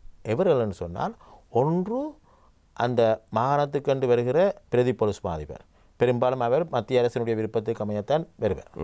அடுத்தது இந்த பகிரங்க சேவையாளர் ஆணைக்குழு ஜனாதிபதியோட கலைத்து நியமிக்கிறோரா, அப்போ அவர் கட்டாயம் ஜனாதிபதியின் விருப்பத்தின்படி வருவார். 3வது ஆள் தான் முதலமைச்சருடைய நியமனம். அப்போ இந்த 3 பேரில் 2 பேர் பெரும்பாலும் மத்திய அரசுக்கு சார்பாக தான் இருப்பார்கள். அது மாத்திரமில்லை, இந்த மாகாண பொலிஸ் பயன்படுத்தக்கூடிய ஆயுதங்கள் என்ன ஆயுதங்கள் பயன்படுத்தலாம், எத்தனை ஆயுதங்கள் வச்சிருக்கலாம், இவைகளெல்லாம் தீர்மானிக்கிறது தேசிய பொலிஸ் ஆணைக்குழு. அது மாகாண பொலிஸ் ஆணைக்குழுவோடு கலந்து ஆலோசித்து ஆனால் தேசிய பொலிஸ் ஆணைக்குழு தான் தீர்மானிக்கலாம். மாகாண பொலிஸ் ஆணைக்குழுவை யார் நியமிப்பார்கள்? மாகாண பொலிஸ் ஆணைக்குழுவில் வந்து 3 பேர் இருப்பார்கள். பிரதி பொலிஸ் மாதிபர், அடுத்தது வந்து பகிரங்க சேவையாளர் ஆணைக்குழு ஜனாதிபதியோட கலந்து ஆலோசித்து நியமிக்கிறவரால், 3வது வந்து முதலமைச்சர். அப்போ அதில் 3 பேரில் 2 பேர் மத்திய அரசுக்கு சார்பானவங்க இருக்க போகிறார். அதை விட இன்னொரு விடயம் இங்கே வந்து இந்த நான் ஏற்கனவே குறிப்பிட்டது போல் இந்த ஆயுதங்களை மாகாண பொலிஸ் பயன்படுத்தக்கூடிய ஆயுதங்களையெல்லாம் தீர்மானிப்பது தேசிய பொலிஸ் ஆணைக்குழு, அவர்கள் தான் நியமிப்பார். இதை விட அடுத்த விடயம் ஒரு மாகாணத்தில் வந்து அதாவது வச்சுக்கொள்வோம் பொதுமக்கள் பாதுகாப்பு கட்டளை சட்டம், அதுக்கு கீழே உதாரணமாக அத்தியாவசிய சேவைகள், தேசிய பாதுகாப்பு, பொதுமக்கள் பாதுகாப்பு நிலம் வருது. அந்த சட்டத்தை நடைமுறைக்கு கொண்டு வந்தால் அந்த மாகாண சபைக்கு வழங்கப்பட்டுள்ள அதிகாரங்களை அதாவது முக்கியமாக இந்த பொலிஸ் அதிகாரங்களை மீளப்பெறக்கூடிய அதிகாரம் ஜனாதிபதிக்கு இருக்குது. அதே மாதிரி அவசர கால சட்டத்தை பிரகடனப்படுத்தினா அப்போ இங்கே வந்து இந்த மாகாண பொலிஸ் அதாவது வந்து முக்கியமாக மாகாண பொலிஸ் மாதிபர் முதலமைச்சருக்கு கீழே செயற்படுவாராக இருந்தாலும் ஒரு அவசர கால நிலைமை பிரகடனப்படுத்தப்பட்டுள்ள நிலைமையில் வந்து அந்த அதிகாரங்களை மத்திய அரசு மீளப்பெறலாம், பொலிஸ் அதிகாரங்களை. அது மாத்திரமில்லை, ஒரு அவசர கால நிலைமை பிரகடனப்படுத்தப்பட்டிருந்த ஒரு மாகாணத்தில் பொலிஸ் மாதிபர் மத்திய பொலிஸை அந்த மாகாணத்துக்கு அனுப்பலாம். அதாவது மாகாண பொலிஸின் அதிகாரங்களெல்லாம் மத்திய பொலிஸ் எடுத்துக்கொள்ளும். இங்கே இன்னொரு மிக முக்கியமான விடயம் என்னென்றால் இந்த தேசிய பாதுகாப்பு என்பது வேறு, இந்த பொதுமக்கள் ஒழுங்கண்டது வேறு. சாதாரணமாக பொதுமக்கள் ஒழுங்கண்டது பப்ளிக் ஆர்டர்னு சொல்லுவோம், அதுதான் போலீஸாருக்கு கீழே வருது. தேசிய பாதுகாப்பு முப்படையினருக்கு கீழே வருது. அப்போ இந்த முப்படையினரை பொறுத்தமட்டில் அதாவது இராணுவம் அல்லது கடற்படை விமானப்படையை பொறுத்தமட்டில் அவர்களை பொறுத்தமட்டில் எந்த ஒரு அதிகாரமும் மாநசபைக்கு வழங்கப்படலை. அப்போ இந்த தேசிய இங்கே சொல்வார்கள், நீங்கள் குறிப்பிட்டீர்கள் இங்கே ஒரு பயம் இருக்கிறது, தேசிய பாதுகாப்புக்கு அச்சுறுத்தல். ஆனால் தேசிய பாதுகாப்பு முப்படைக்குள்ளே வருது. முப்படையினர் மாகாண அரசுக்குள்ளே வரையில, மத்திய அரசுக்குள்ளே வரையில. அது மாத்திரமில்லை, இந்த மாகாண பொலிஸுக்கு வழங்கப்பட்டுள்ள அதிகாரங்கள் கூட மிக மட்டுப்படுத்தப்பட்டது. மிக வரையறுக்கப்பட்ட அதிகாரங்கள் தான் அங்கே அந்த நிலையில் இருக்குது. முக்கியமாக அரசுக்கு எதிரான குற்றங்கள், அரசு சொத்துக்களுக்கு எதிரான குற்றங்கள், தேர்தல் சம்பந்தமான குற்றங்கள், அரசு அதிகாரிகளுக்கு எதிரான குற்றங்கள், இந்த நாணயங்களுக்கு சம்பந்தப்பட்ட குற்றங்கள், மாகாணங்களுக்கு இடையே வரக்கூடிய குற்றங்கள், இப்படி பல குற்றங்கள் எல்லாம் மத்திய அரசுக்கு தான் பெறும். இப்பொழுது இனப்படுகொலை தீர்மானம் ஒன்று வடமாகாண சபையிலே நிறைவேற்றப்பட்டது. அது தென்னிலங்கையில் பற்றி எறிந்த ஒரு விகாரமாக மாறியிருந்தது. இவ்வாறான சட்டம் மூலம் இயற்றப்படுவதற்கான அதிகாரம் முதலமைச்சருக்கு இருக்கிறது. இங்கே வந்து முதலமைச்சர் அந்த மாகாண சபை ஒரு தீர்மானத்தை நிறைவேற்றலாம். ஆனால் இந்த தீர்மானத்துக்கு எந்த அளவுக்கு சட்ட அந்தஸ்து இருக்கின்றதான் பிரச்சனை. இப்போது நாங்கள் 13 வைத்துக்கொண்டு இதில் என்னென்ன விடயங்கள் இன்னும் அதிகரிக்கப்பட வேண்டும் என்பதை பற்றி பேசிக் கொண்டிருக்கிறோம். ஒரு முதலமைச்சர் பதவிக்கு வருகிறார். அவர் வந்ததற்கு பிறகு அதுவும் முப்படையினர், தேசிய பாதுகாப்பு சம்பந்தப்பட்டவர்கள் மீதான ஒரு குற்றச்சாட்டு, தமிழ் மக்களுக்கு எதிரான இன அழிப்பு குறித்தான ஒரு விடயம் அங்கு இனப்படுகொலை தீர்மானமாக நிறைவேற்றப்படுகிறது. இவ்வாறான கர்மங்களை செய்கின்றவர்களாக அரசியல்வாதிகள் தங்களை முன்னிலைப்படுத்துகின்ற பொழுது தென்னிலங்கையில் சாதாரணமாக ஒரு அச்சம் எழுவது நியாயம்தானே? அந்த அச்சம் எழுந்தாலும் அது அவர்கள் அவ்வாறான ஒரு தீர்மானத்தை நிறைவேற்றுகிற பொழுது அந்த தீர்மானத்துக்கு அதனுடைய சட்ட விளைவு என்னன்றது தான் அவர்கள் பார்க்குவோம். இப்போ இது உண்மையில் சொல்லப்போனால் தென்னிலங்கையில் இருக்கிறவர்கள் அப்படி சிந்தித்தால் அது அவர்களுக்கு போதிய விளக்கம் இன்மையைத்தான் காட்டும். ஏன்னு சொன்னால் தீர்மானம் இப்போ நானும் நீங்களும் சேர்ந்து ஒரு தீர்மானத்தை நிறைவேற்றலாம். இந்த காணி போலீஸ் அதிகாரங்கள் வழங்கப்படுகின்ற பொழுது பேராசிரியர் அவர்களே, இதனோடு உள்ளடக்கப்பட்டிருக்க விடயங்களோடு சேர்த்து இப்பொழுது சிலர் காண்பிக்கின்ற ஒரு வித்தியாசமான ஒரு முயற்சி தான் தமிழ்நாட்டோடு இவர்கள் இணைந்து கொள்வார்கள். அவ்வாறு ஒரு தீர்மானத்தினை ஒரு மாகாண சபை நிறைவேற்றுவதன் மூலமாக அல்லது அதிகாரங்களை நீங்கள் சொல்வதோடு பரவலாக்கம் செய்தார்கள் அல்லது முழுமையான ஒரு அதிகார பகிர்வை வழங்கப்பட்டதாக எடுத்துக்கொண்டாலும் கூட அப்படியான ஒரு நிலைமை நாட்டில் இடம்பெற்று விடுமோ என்கிற அடிப்படையிலான கருத்துக்கள் முன்வைக்கப்படுகின்றன.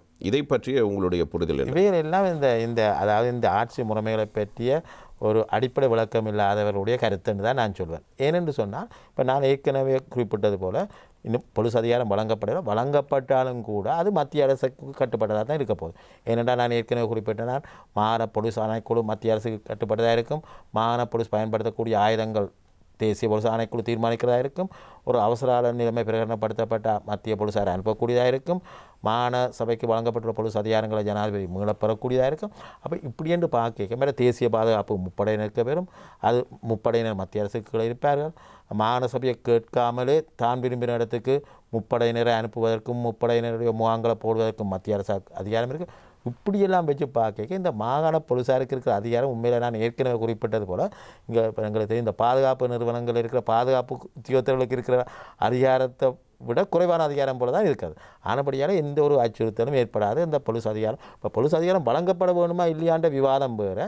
ஆனால் வழங்கப்பட்டால் அது தேசிய பாதுகாப்புக்கு அச்சுறுத்தலாக வரும் என்பது விவாதத்துக்குரியது அல்ல. ஏனென்றால் அங்கே தெளிவாக அந்த போலீஸ் அதிகாரம் மிக மிக மட்டுப்படுத்தப்பட்ட ஒரு பேரளவில் என்னுடைய கருத்தில் இந்தியா வெறுமனே தமிழ் மக்களுக்கு இதை அதாவது போலீஸ் அதிகாரம் வழங்கியிருக்க காட்டுவதற்காக கொண்டு வந்த ஒன்றையோடைய அங்கே பெருசாக ஒன்றுமில்லை.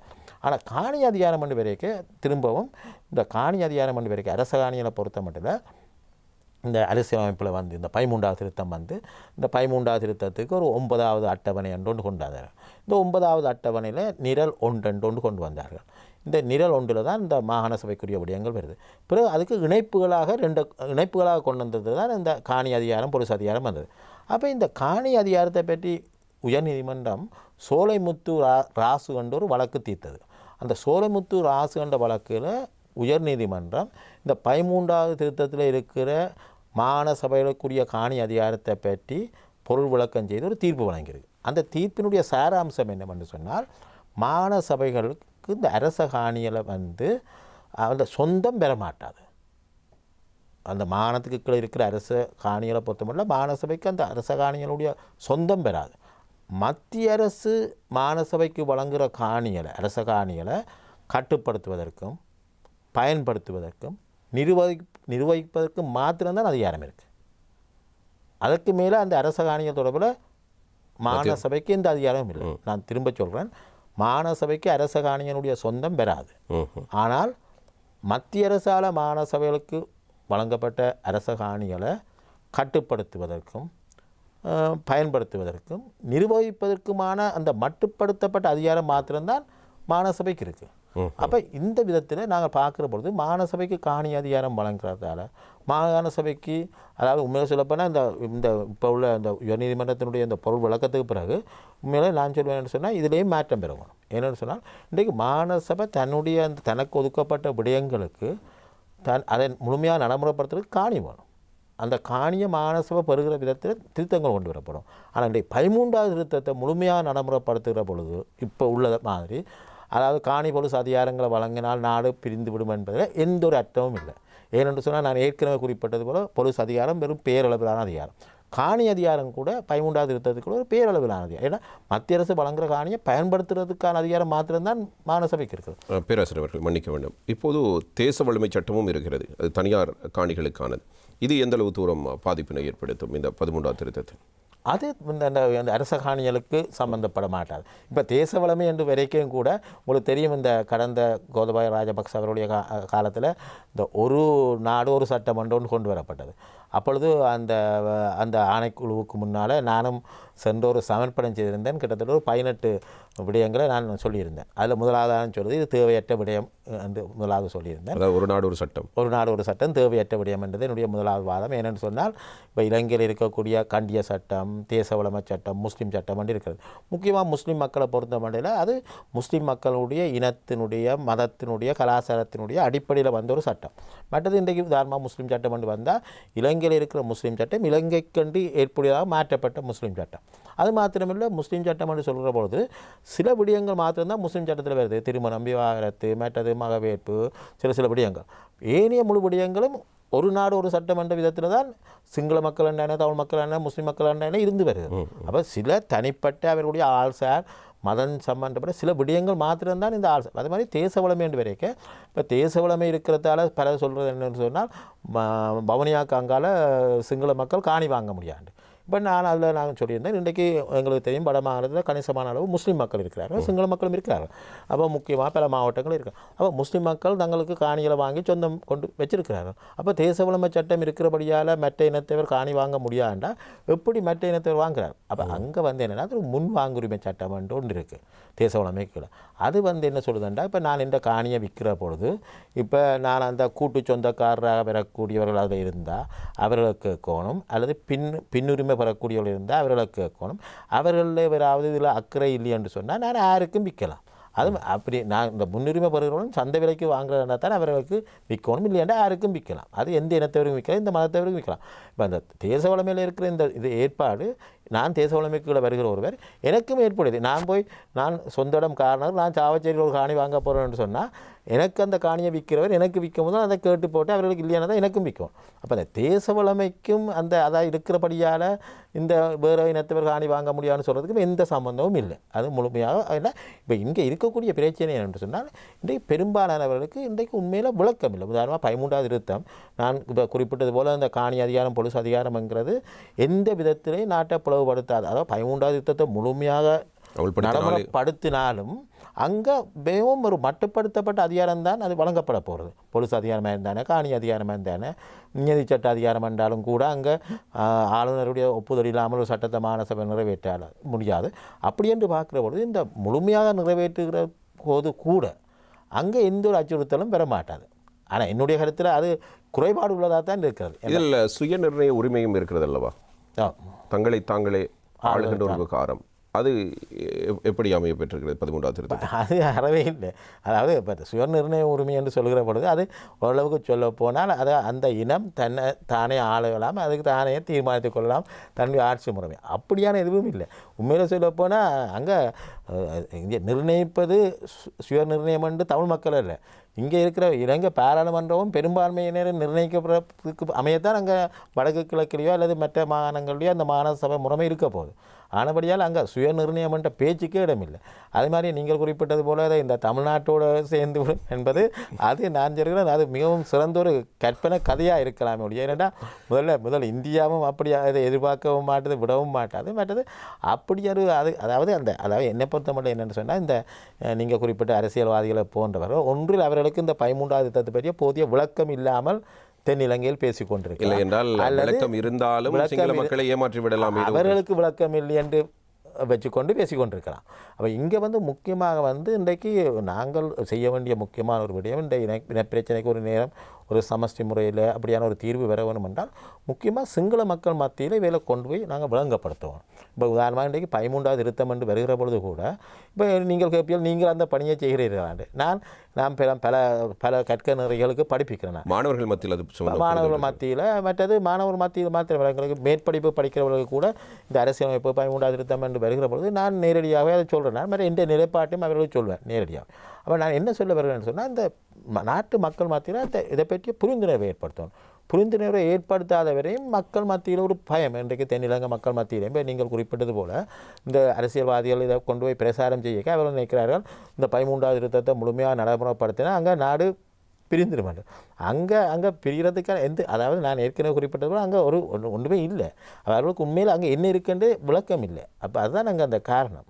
அப்போ இப்போ பிரச்சனை இங்கே என்னவென்று சொன்னால் இப்போ இன்றைக்கு வெளிவார அமைச்சர் இந்த அதாவது 13வது திருத்தத்தை முழுமையாக நடைமுறைப்படுத்துவேன்னு சொல்கிற பொழுது இப்போ எங்களை பொறுத்த மட்டும் தமிழ் மக்களை பொறுத்த மட்டும் இருக்கக்கூடிய ஒரு நிலைப்பாடு என்னவென்று சொன்னால் இன்றைக்கு ஒரு இறுதி தீர்வாக சமஸ்டி முறைமை வர வேண்டும் என்று நாங்கள் விரும்பினாலும் இன்றைய சூழ்நிலையில் அது வரக்கூடியதாக இல்லை. இன்றைக்கு உங்களுக்கு தெரியும் இந்த 13வது திருத்தத்தை கூட இப்போ 35 வருஷமாக முழுமையாக நடைமுறைப்படுத்த முடியலை. சாதாரணமாகவே எண்கணிதத்தில் இந்த 13 என்ற இலக்கத்தையே கொஞ்சம் இந்த அலங்கோலமானதாக பார்ப்பார்கள். அதே ஒரு விடயம் இந்த அரசியலமைப்பில் அதுவும் 13 சேர்ந்திருக்கிறது என்பது மிகப்பெரிய பிரச்சனையாக மாறும். அதில் முக்கியமான இந்த இலங்கை அரசாங்கமும் அதை நடைமுறைப்படுத்த அதுக்குரிய அழுத்தத்தை கொடுக்க முடியாமல் இந்தியாவும் இருக்குது. ஒன்று இந்தியா அந்த அழுத்தத்தை கொடுக்க விரும்பவில்லையா அல்லது கொடுக்க முடியாது இருக்கா, அது எனக்கு தெரியவில்லை. அதுதான் என்னுடைய கேள்வி. ஏனென்றால் இப்பொழுது இந்தியாவினுடைய தலையீடு இருப்பதன் காரணமாகத்தான் இது ஓரளவு பேச்சுவார்த்தை மட்டத்திலும் ஒவ்வொரு சந்திப்புகளிலும் இந்த 13 பேசாமல் இந்திய பிரதிகள் யாரும் போவதில்லை, இந்திய தலைவர்களும் போவதில்லை. இது இந்த கடந்த இந்திய இலங்கை உடன்படிக்கைக்கு பின்னரான எல்லா காலப்பகுதியிலும் பேசப்பட்டே வந்திருக்கிறது. இப்பொழுது இந்தியாவில் இப்பொழுது நாங்கள் அண்மையில் தமிழ்நாட்டை எடுத்தால் தமிழ்நாட்டு ஆளுநர் ரவி அவர்களுக்கும் ஸ்டாலின் அவர்களுக்கும் இடையில் ஒரு பிரச்சனை ஏற்பட்டது. அவர் சபையிலிருந்தே வெளியேறியிருந்தார் ஆளுநர் அவர்கள்.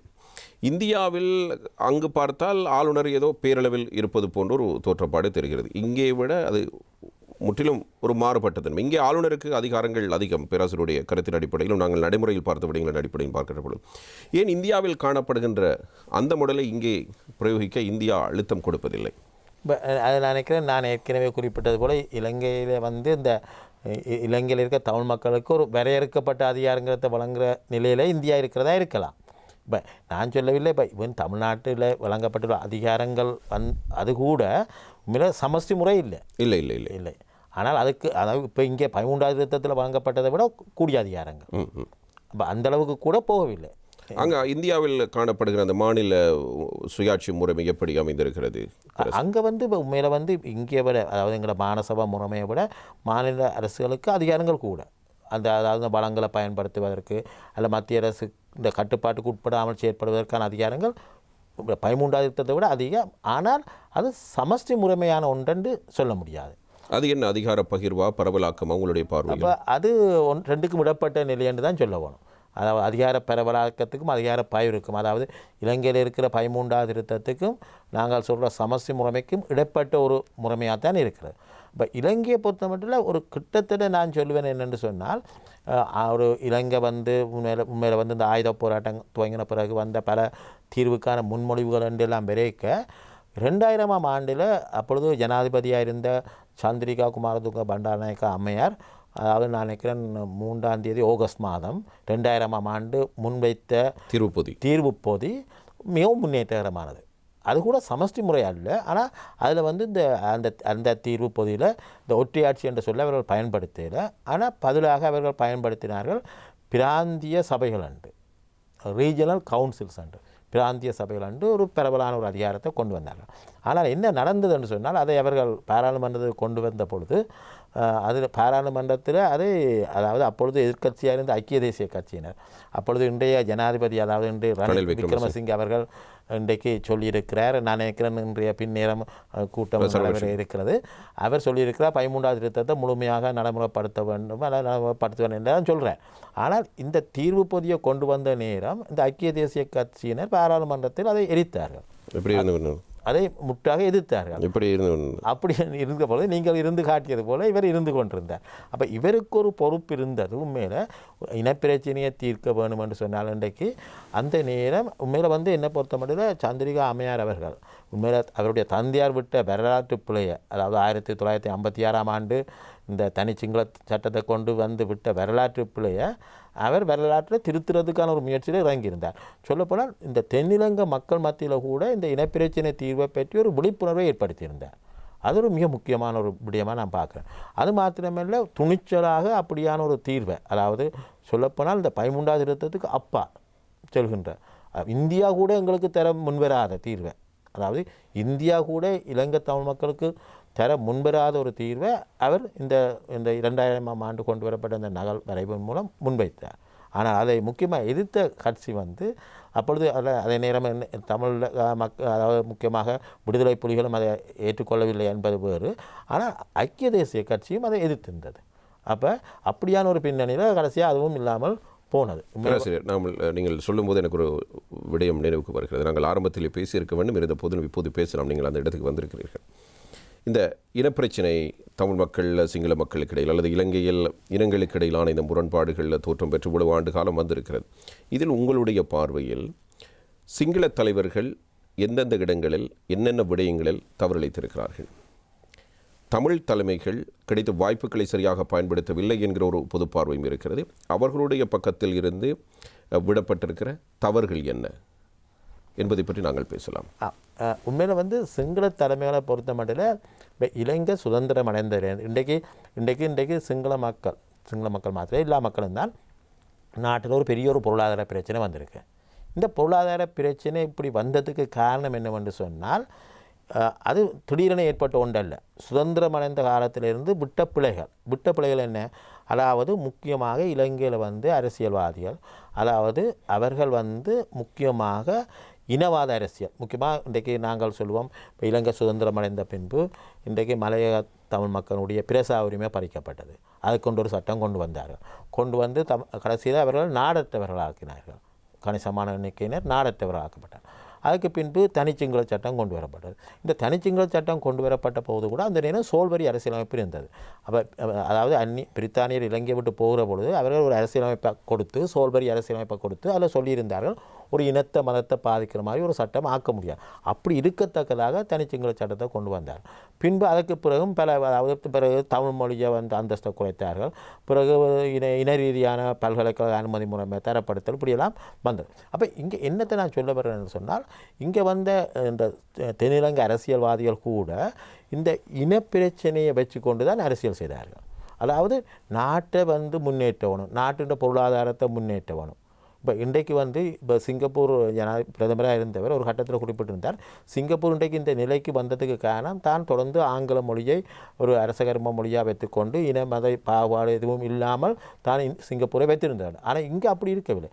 இப்படி இந்த தனிச்சிங்கள சட்டம் இப்படியான இது வந்த பிறகு இந்த இனங்கள் துருவமயப்பட்டு, அதாவது முஸ்லீம் மக்கள், தமிழ் மக்கள், சிங்கள மக்கள். அப்போ இங்கே துருவமயப்பட்ட பின்னணியில் என்ன வந்ததுன்னு சொன்னால், அவர்களுக்கு இலங்கையர் என்ற அடையாளத்தை விட இன அடையாளம் தான் முக்கியத்துவம் பெற்றது.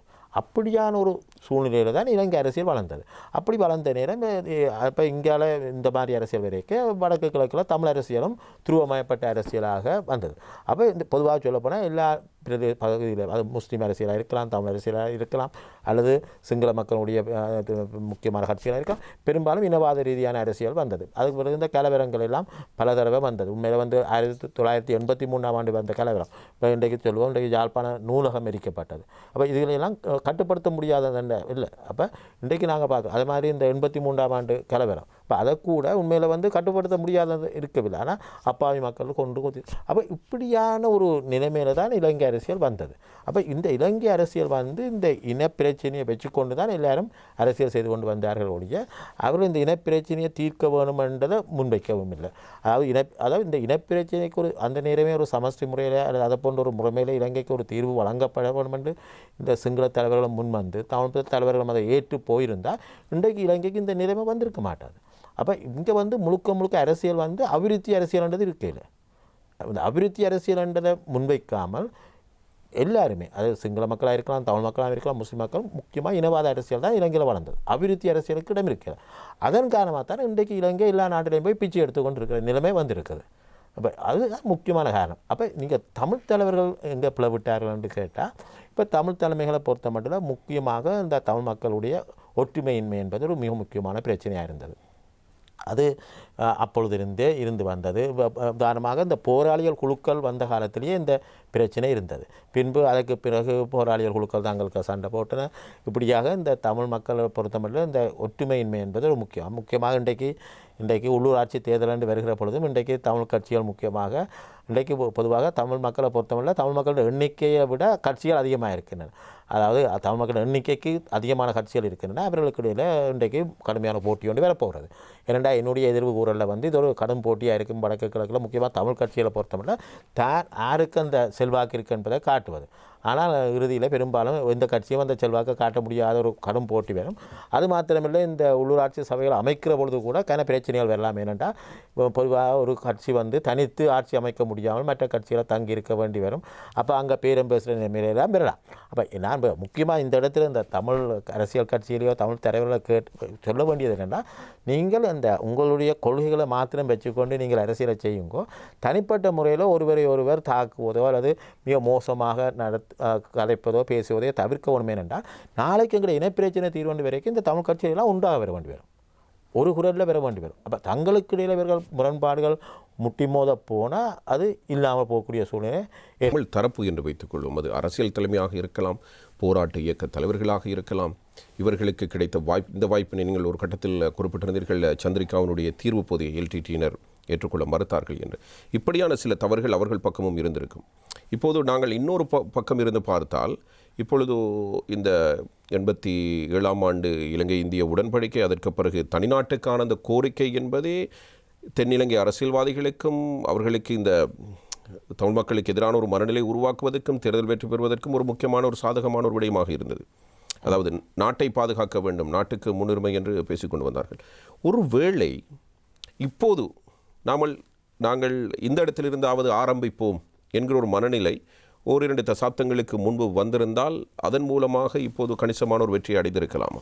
இல்லை, அதற்குரிய முக்கியமாக வந்து நீங்கள் கேட்கிற கேள்விக்கு நான் சொல்வதாக இருந்தால் ஒன்று சந்திரிகா அம்மையார் கொண்டு வந்த தீர்வு பகுதி. ஆனால் அந்த தீர்வு பகுதி வந்து தமிழ் கட்சிகள் நான் சொன்ன விடுதலை புலிகளை எதிர்த்தாலும் தமிழ் கட்சிகள் ஓரளவுக்கு அதை கவனத்தில் கொண்டு இருக்கலாம். ஆனால் அது மேலே அது முன்வைக்கப்படலை என்று சொன்னால் அப்பொழுது பிரதான எதிர்க்கட்சியாக இருந்த ஐக்கிய தேசிய கட்சியை அதை நிராகரித்துவிடும். அந்த பின்னணியில் அது சாத்தியமற்றதாக இருந்தது. அந்த இலங்கை இந்திய ஒப்பந்தம் வந்த பொழுது என்னவென்று சொன்னால் முக்கியமாக அப்பொழுது இருந்த ஜனாதிபதி ஜே.ஆர். ஜெயவர்தன அவர் வந்து மிகவும் மிகவும் சொல்வார்கள் அரசியல் சாணக்கியம் உள்ளவர்கள். அவர் தந்திரோபாயமாக என்ன செய்தார் என்று சொன்னால், அவர் விரும்பியோ விரும்பாமலோ இந்தியாவோடு ஏற்றுக்கொண்டு என்ன செய்தார் என்றால் இந்தியாவையும் முக்கியமாக அப்பொழுது அதை எதிர்த்து கொண்டிருந்த விடுதலை புலிகளையும் மோத வைத்தார்.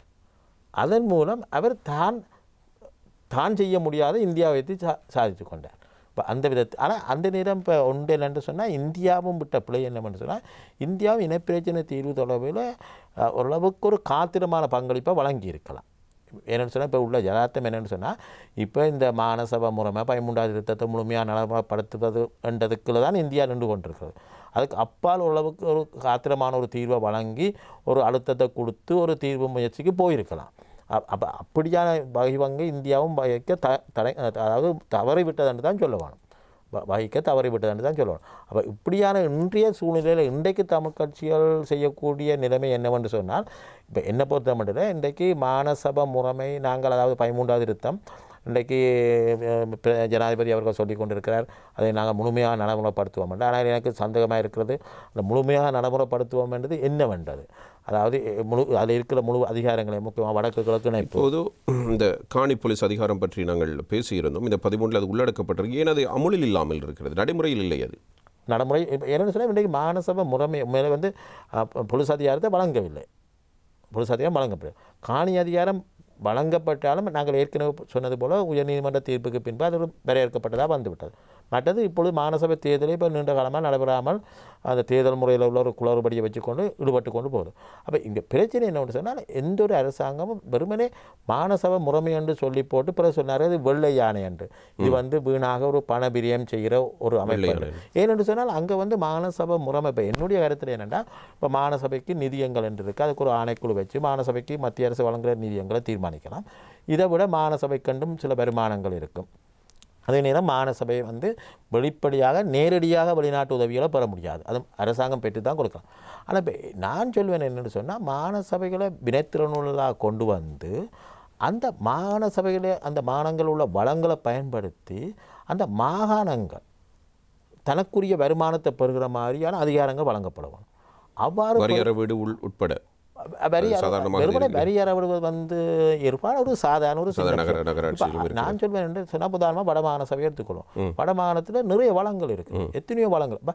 அந்த வளங்கள் எல்லாம் அது கடல் வளம் மாத்திரமில்லை, அங்கே விவசாயம் மற்றது பல்வேறு பனை வளம், தென்னை வளம், சுற்றுலா, இப்படி பல வளங்கள் இருக்குது. அப்போ இந்த வளங்களை அந்தந்த மாகாண சபை முழுமையாக பயன்படுத்தி, இப்போ அதுக்கு காணி அதிகாரம் போலீஸ் அதிகாரம் வழங்கப்படத்தான் வேணும். அப்போ அதுகளை வழங்கப்பட்டு அதில் சட்டவாக்கு அதிகாரம் எல்லாம் வழங்கப்பட்டு அந்த மாகாணங்கள் தாங்கள் அந்த வளங்கள் வெறுமனே வரி அறப்படுவதோட மாத்திரம் அல்லது மத்திய அரசு கொடுக்குற, ஏன்னா இன்றைக்கு மத்திய அரசுகிட்டையும் காசு இல்லை. அப்போ இப்படியான நிலையில் மத்திய அரசு கொடுக்குற காசை வச்சுக்கொண்டு மாகாண சபை ஒன்றும் செய்ய முடியாது. அப்போ அந்த வளங்களை பயன்படுத்தி அந்த மாகாணங்கள் தங்களுடைய வளங்களை பயன்படுத்தி நிதியங்களை உருவாக்கி அபிவிருத்தி அடைகிற மாதிரியான ஒரு முறைமை இருக்க வேணும். அது மிக அடிப்படையிலாவது அதை செய்ய வேணும். இப்போ அது வந்து ஒற்றையாட்சிக்கு பாதிக்க போகிறதோ அல்லது அது வந்து சமஸ்தியோ இல்லை. ஆனபடியால் குறைந்தது இப்போ இந்தியா வந்து இப்போ நான் திரும்பவும் சொல்வது என்னவென்று சொன்னால், இந்த 13வது திருத்தத்தை முழுமையாக நடைமுறைப்படுத்துறதுக்கு அப்பால் மாகாண சபை முறைமையை குறைந்தது வினைத்திறனுள்ளதாக ஆக்குவதற்கு முயற்சி செய்யணும். ஆளுநரை பேரளவில் மாற்றிவிட்டு மக்களுடைய அதிகாரத்தை பெற்ற முதலமைச்சர் அல்லது மாகாண சபைக்கான அதிகாரத்தை அதிகரிக்கணும். அதே நேரம் மத்திய அரசும் வந்து அதில் வந்து உண்மையில இந்த பொலிட்டிக்கல் வில் என்று சொல்வார்கள், அது இருக்கணும். அதை விட்டு போட்டு அதை வெறுமனையை காட்டிக்கொண்டு வெள்ளை யானைன்னு சொல்லிக்கொண்டு வீணாக பணபிரியம் ஏற்படுகிற என்று காட்டிக்கொண்டிருந்தால் அங்கே ஒன்றும் நடக்காது. இப்போ இதே நேரம் இப்போ தமிழ் மக்களை பொறுத்த மட்டும் இப்போ நான் தொடர்ந்து சமஸ்தி முறை ஒரு இறுதி தீர்வுன்னு சொன்னாலும் ஒரு இடைக்கால தீர்வாக இதை ஏற்றுக்கொள்ள வேண்டிய நிலையில் இருக்கிறோம். ஏனென்று சொன்னால் இப்போ உள்ள நிலையில் வந்து சமஸ்தி வந்து உடனடியாக சாத்தியமற்ற ஒன்று. ஏனென்றால் 35 சாத்தியம் இருக்கிறதா, அது நாங்கள் பொறுத்திருந்து பார்க்க வேண்டும். அது உண்மையில் அப்படி ஒரு நிலைமை வருவதாக இருந்தால் முக்கியமாக தென்னிலங்கை மக்கள் மத்தியில் மாற்றங்களை கொண்டு வரும். முக்கியமாக இன்றைக்கு இளம் சந்தை மாற்றங்களை கொண்டு வருவதாக இருந்தால் மாகாண சபைகளுக்கு இப்போது ஜனாதிபதி எடுக்கிற முயற்சி வெற்றி பெற்றதாக வைத்துக் கொள்வோமே, அல்லது அவர் அதிகாரங்களை வழங்குவதற்கு அவர் நிறைவேற்ற அதிகாரத்தை கொண்டு அதனை வழங்குவதற்கு தீர்மானிக்கிற இணை கட்சிகளும் ஓரளவுக்கு உடன்பட்டதென்றால் மீண்டும் சி.வி. விக்னேஸ்வரன் அவர்களுடைய கடந்த கால செயற்பாடுகளை போன்றல்லாமல் இந்த நாட்டினுடைய பிரஜை நடைபெறும். சாதாரணமாக ஒரு மாகாண சபையினுடைய அந்த பிரதேசத்தினுடைய அபிவிருத்தி முக்கியமானதாக பார்க்கப்படுது. அவர்கள் அதனை தவிர்த்து விட்டு இந்த விடயங்களை கையாளுகின்ற பொழுது இன்னும் இவர்களுக்கு சாதகம், எதற்கு அதிகாரத்தை வழங்க வேண்டும் என்ற கேள்விகளை தொடுத்துக்கொண்டே போய்கொண்டிருக்கிறது. அப்படியான ஒரு அந்த அடிப்படையில் ஒரு மாகாண சபையினோட என்ன செய்ய முடியும், அது மக்கள் மத்தியில் ஒரு நம்பிக்கையை ஏற்படுத்துவதற்கான முயற்சிகள் என்னவாக இருக்க முடியும் என்பதை அந்த மாகாண சபையினோட செய்வதன் மூலமாக இங்கே இருக்கின்ற தென்னிலங்கை அரசியல்வாதிகளுக்கான அந்த வாய்ப்பினை வழங்காமல் தவிர்ப்பதற்கு ஒரு வாய்ப்பு இருக்கிறது அல்லவா? ஆனால் அதற்காக அந்த மாநசபைக்கு அதிகாரங்கள் வழங்கக்கூடாதுன்னு சொல்ல முடியாது. இல்லை, அதிகாரங்கள் வழங்க வேண்டும், ஆனால் அந்த பெற்றுக்கொண்ட அதிகாரங்களை பயன்படுத்த வேணும். இப்போது இருக்கிற பிரச்சனை பேராசிரியர் அவர்களே, தென்னிலங்கை மக்கள் மத்தியில் ஒரு புரிதல் இருக்கிறது. அந்த புரிதலை ஏற்படுத்தியவர்கள் தென்னிலங்கை அரசியல்வாதிகள். இவர்களுக்கு தீனி போடுகின்ற வகையில், இவர்களுக்கு சாதகமான வகையில் அங்கிருக்கின்ற அரசியல்வாதிகள், உதாரணமாக நாங்கள் எடுத்துக்கொள்ளுமே சிவாஜிலிங்கம் அவர்கள் ஒரு தேர்தலுக்கு முன்பாக ஒரு கருத்தினை கூறினால் அது போதுமானது மஹிந்த ராஜபக்ஷ ஆட்சி காலப்பதில் வெற்றி பெறுவதற்கு. ஒரு ஒரு ஒரு வசனம் போதுமானது. நாங்கள் தனிநாடு தான் கெட்டு போராடும், நாங்கள் மீண்டும் யுத்தத்தை ஏற்படுத்தும் என்று சொல்கின்ற ஒரு வசனம் போதுமானது. எனவே அவர்களும் தெரிந்து கொண்டு பேசுகிறார்களோ அல்லது இவர்களுடைய கைக்கூலிகளாக செயல்படும் சந்தேகம் ஒரு பக்கம் வருகிறது. ஆனாலும் தமிழ் மக்கள் இதன் மூலமாக ஒட்டுமொத்தமாக பாதிக்கப்படுகிறார்கள். அந்த மாகாண சபைகளின் ஊடாகவும் கிடைக்கப்பெறுகின்ற அதிகாரங்களை பெற்றுக்கொண்டு இந்த தென்னிலங்கையில் ஒரு நம்பிக்கை ஏற்படுத்துகின்ற வகையிலான செயற்பாடுகள் ஒரு குறிப்பிட்ட காலப்பகுதிக்கு ஏற்படுத்தப்பட்டால் அந்த புரிதல் வருவதற்கு வாய்ப்பு இருக்கிறது அல்லவா? கட்டாயம். அப்போ உண்மையில வந்து நீங்கள் குறிப்பிட்டது போல மிக முக்கியமானது இந்த தென்னிலங்கை மக்கள் மத்தியில் இந்த புரிதல். இப்போ என்ன சொல்ல வர்ற முக்கியமாக நீங்கள் குறிப்பிட்டது நல்ல ஒரு கருத்து. இப்போ நீங்கள் ஜனாதிபதி ரணில் விக்ரமசிங்கவாக இருக்கலாம், எந்த ஒரு தென்னிலங்கை அரசியல்வாதியாக இருக்கலாம், அவர்கள் வந்து தமிழ் மக்களுக்கு ஒரு தீர்வை வழங்கிட்டு தமிழ் மக்களுடைய வாக்குகளை வச்சுக்கொண்டு ஆட்சிக்கு வர முடியாது. அதுதான் ஜதார்த்தம். ஆனபடியால் அது எவராக இருந்தாலும் அவர்கள் தென்னிலங்கையில் இருக்கக்கூடிய தங்களுடைய வாக்குகளை இழக்க விரும்ப மாட்டார்கள். அப்படியான ஒரு பக்கமும் இருக்கு, அந்த பக்கம் இருக்கிறது. இன்றைக்கு ஜனாதிபதி ரணில் விக்ரமசிங்கே அவர்கள் கூட இன்றைக்கு தீர்வை வழங்குவதாக வருவது, அதில் உண்மையில் அவர் தீர்வை வழங்க வேணும் என்று அவர் முழுமையாக விரும்பி இருக்கிறாரா அல்லது வேறு உள்நோக்கங்களும் இருக்கலாம். உதாரணமாக சர்வதேச சமூகத்தினுடைய ஆதரவை பெறுவது, இந்தியாவினுடைய ஆதரவை பெறுவது, அதே நேரம் தென்னிலங்கையில் இருக்கிற மிதவாத போக்குள்ள மக்கள் மத்தியிலே தான் ஒரு நியாயமான ஆளாக காட்டிக்கொள்வது, சிறுபான்மை மக்களுடைய ஆதரவை பெறுவது, இப்படி பல நோக்கங்கள் இருக்கலாம். ஆனாலும் அவர் அரசியல் ரீதியில் எந்த காலப்பகுதியிலும் இந்த விடயங்களில் அவர் பின்வாங்கியதும் இல்லை, அதற்கு எதிரான கருத்துக்களை முன்வைத்ததும் இல்லையா? உதாரணமாக அப்படி சொல்லலாம். ஏன்னா 2000ஆம் ஆண்டில் அவர் 2000ஆம் ஆண்டு அந்த தீர்வு போதை சில நேரம் அப்போது இருந்த அரசியல் சூழ்நிலையை ஆட்சியை பிடிக்கலாம், சந்திரிகாவினுடைய ஆட்சியும் அப்பொழுது எப்படி இருந்தது என்பது உங்களுக்கு தெரியும். அதே நேரத்தில் சந்திரிகா கொண்டு வந்த ஆட்சி முறைமை என்பதும் அதில் உள்ளடக்கப்பட்டிருந்தது. அதே நேரத்தில் நாங்கள் அதிகாரத்துக்கு வர இருக்கிறோம் தானே என்கிற ஒரு நிலைப்பாட்டில் கூட அப்படி நடந்திருக்கலாம், அதற்கென்று சரியென்று ஒத்துக்கொள்வதில்லை. ஆனாலும் ஒரு சமாதான பேச்சுவார்த்தை காலம் தொடங்கப்பட்டது. அதற்கு பிறகு இடம்பெற்ற விடயங்கள் தெரியும். அதுக்கு பிறகான காலப்பகுதியில் இந்த தமிழ் மக்களுடைய தீர்வு விடயத்தில் அவர் எந்த ஒரு கட்டத்திலும் அதனை வழங்கக்கூடாது என்றோ இந்த மாறி மாறி அந்த அது தொடர்பான விடயங்களை அவர் பேசவில்லை என்பது தெளிவாக தெரிகிறது அல்லவா கடந்த ஒரு 2 தசாப்த காலப்பகுதியில். அவர் பேசவில்லை என்றாலும் அதே நேரம் அவர் பெருசாக அதை பற்றி பேசினாரனும் இல்லை. ஏனென்றால் அவருடைய தோல்வியினுடைய முக்கியமான பங்கு அவர் தமிழர்களுக்கு ஆதரவாக இருக்கிறார் என்பதுதான். அதாவது நாட்டை பிரிக்கக்கூடியவர், அது தமிழர்களுடைய கோரிக்கை என்னவாக இருக்கிறோ அதை செய்யக்கூடியவராகத்தான் இவரை பார்த்து கொண்டிருக்கிறார்கள்.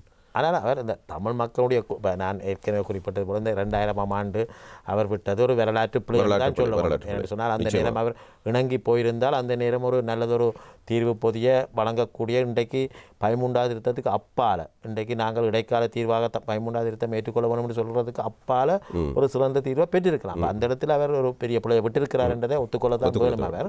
ஆனால் இப்போ அவர் அப்போ இதே போல தான் இன்றைக்கு ஐக்கிய மக்கள் சக்தி என்று எடுத்துக்கொண்டாலும் இன்றைக்கு சஜித் பிரேமதாஸ் அவர்களை பொறுத்த மட்டும் அவர் கூட வெளிப்படையாக அவர் அதாவது 13வது திருத்தம் அல்லது ஒற்றையாட்சி என்று சொல்கிறார்கள் ஒழிய இப்போ இவர்களெல்லாம் உண்மையில் இந்த 13வது திருத்தம் அல்ல ஒற்றையாட்சி அல்லது இருக்கிற தீர்வண்டேக்க அதில் என்னத்தை சொல்ல போகிறார். அதில் இந்த எல்லா கட்சிகளும் பங்கு பெற்றார். இப்போ இந்த கட்சிகளெல்லாம் தங்களுடைய நிலைப்பாடை தெளிவாக சொல்லுவாங்க.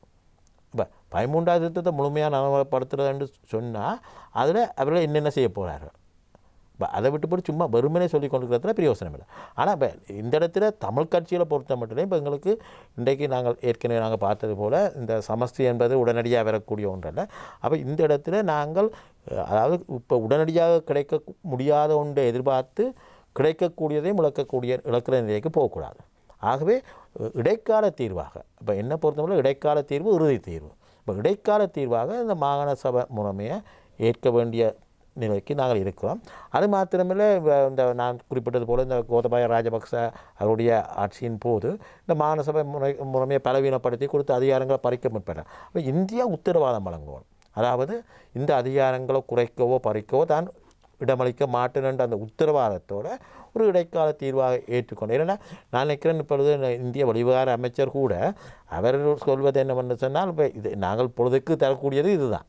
ஆனால் அவர் ஒரு இடத்தில் அவர் குறிப்பிடுகிறார் என்று சொன்னால் அவங்க நீங்கள் சொல்கிற சமஸ்தி முறையை பற்றி அது பிறகு பார்க்கலாம். ஆனால் இப்போதைக்கு இதை ஏற்றுக்கொள்ளுங்கள் என்றதால் இதைத்தான் செய்யலாம். ஆனால் இப்போ என்ன பிரச்சனைனா இப்போ 35 வருஷமாக இதை கூட இந்தியாவால் செய்ய முடியலை. அப்போ இன்றைக்கு ஜனாதிபதி ரணில் விக்ரமசிங்கே அவர்கள் உண்மையில் அப்படி விருப்பத்தோடு வந்திருந்தால், ஆனால் நான் நினைக்கிறேன் இன்றைக்குள்ள இந்த பொருளாதார பிரச்சனைகளெல்லாம் வச்சு பார்க்க பெரும்பாலும் இந்த 13வது திருத்தத்தை நடைமுறைப்படுத்துவதை பெரும்பாலான கட்சிகள் எதிர்க்க போவதில்லை.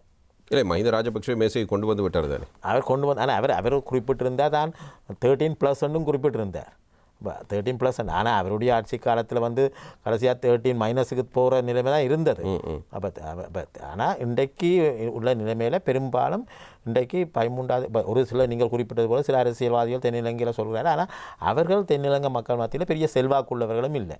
ஆனபடியால் தங்களுடைய வாக்குகளை பெறுவதற்கான ஒன்றாக வைக்கிறார்கள். அந்த நீங்கள் சொல்கிற அரசியல்வாதிகள் தனித்து ஒரு கட்சியை வைத்து போட்டி போட்டு ஆட்சிக்கு வரக்கூடியதோ அல்லது வெற்றி பெறக்கூடிய நிலையில் உள்ள அரசியல்வாதிகளும் இல்லை.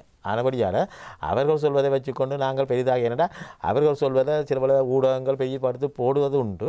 ஆனால் அதுக்காக நாங்கள் அவர்கள் சொல்வதை வச்சுக்கொண்டு நாங்கள் தென்னிலங்கை மக்களுடைய நிலைமையை நாடி பிடிச்சு பார்க்க முடியாது.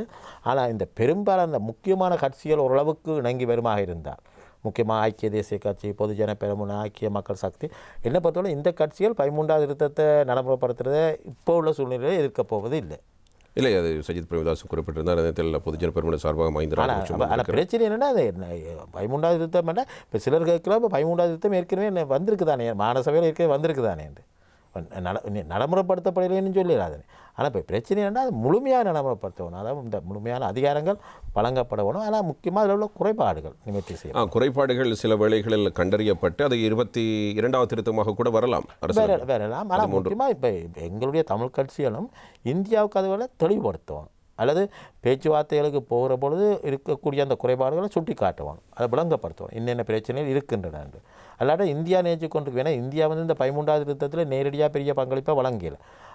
இலங்கை இந்திய ஒப்பந்தத்தை கொண்டு வந்தாலும் பின்பு அது இலங்கை அரசாங்கம் தான் அதை செய்து பாராளுமன்றத்தில் நிறைவேற்றியது. அப்போ இந்தியாவுக்கு அதை சொல்ல போனோம், நீங்கள் கொண்டு வந்த 13வது திருத்தம் என்றது ஒரு மாநசபை முறைமையாக கொண்டு வந்து அதன் மூலம் அதிகார பரவலாக்கத்தை கொண்டு வந்தீர்கள். ஆனால் அதில் இன்னென்ன இப்படியான குறைபாடுகள் இருக்கின்றதை தெளிவுபடுத்தணும். ஆனால் அதை நாங்கள் ஒரு இடைக்கால தீர்வாக ஏற்றுக்கொண்டு இறுதி தீர்வான ஒரு சமஸ்டி முறையை நோக்கி எங்களுடைய அரசியல் போராட்டம் தொடருகிற நிலைமை இருக்க வேணும். அதாவது இப்போ உடனே கிடைக்க முடியாத ஒன்று எதிர்பார்த்து கொண்டு கிடைக்கக்கூடியதை இழந்து போட்டு கடைசியில் எதுவும் இல்லாத கையொரு நிலை என்று சொல்வார்கள். அப்படியான நிலையில் இருக்கக்கூடாது. கடந்த காலத்தில் விட்ட தவறுகள் மீண்டும் இடம்பெற்று விடக்கூடாது. இப்போதாவது அதனை கட்டியாக பிடித்துக் கொண்டு முன்னோக்கி நகர வேண்டும். முன்னோக்கி நகர வேண்டிய ஒரு தவிர்க்க முடியாத ஒரு நிலையில் இருக்கலாம். நன்றி பேராசிரியர் அவர்களே. நாங்கள் 13வது திருத்தம் பற்றி மிக நீண்டதொரு விளக்கத்தை பார்த்திருந்தோம். இன்னும் பேசுவதற்கு நிறைய விடயங்கள் இருக்கின்றன. இருந்த போதிலும் எங்களுக்கு நேரம் இடம் கொடுக்கவில்லை. நீங்கள் உங்களுடைய வேலைப்பளுவுக்கு மத்தியில் கற்பித்தல் நடவடிக்கைகளுக்கு மத்தியில் இங்கே வருகை தந்து இதை பற்றி மக்களுக்கும் அரசியல்வாதிகளுக்கும் ஒரு புரிதலை ஏற்படுத்தியமைக்கு உங்களுக்கு எமது மனமார்ந்த நன்றிகளை நாங்கள் தெரிவித்துக் கொள்கிறோம். நன்றி இர்ஃபான், சந்தர்ப்பத்துக்கு நன்றி. நன்றி ஐயா.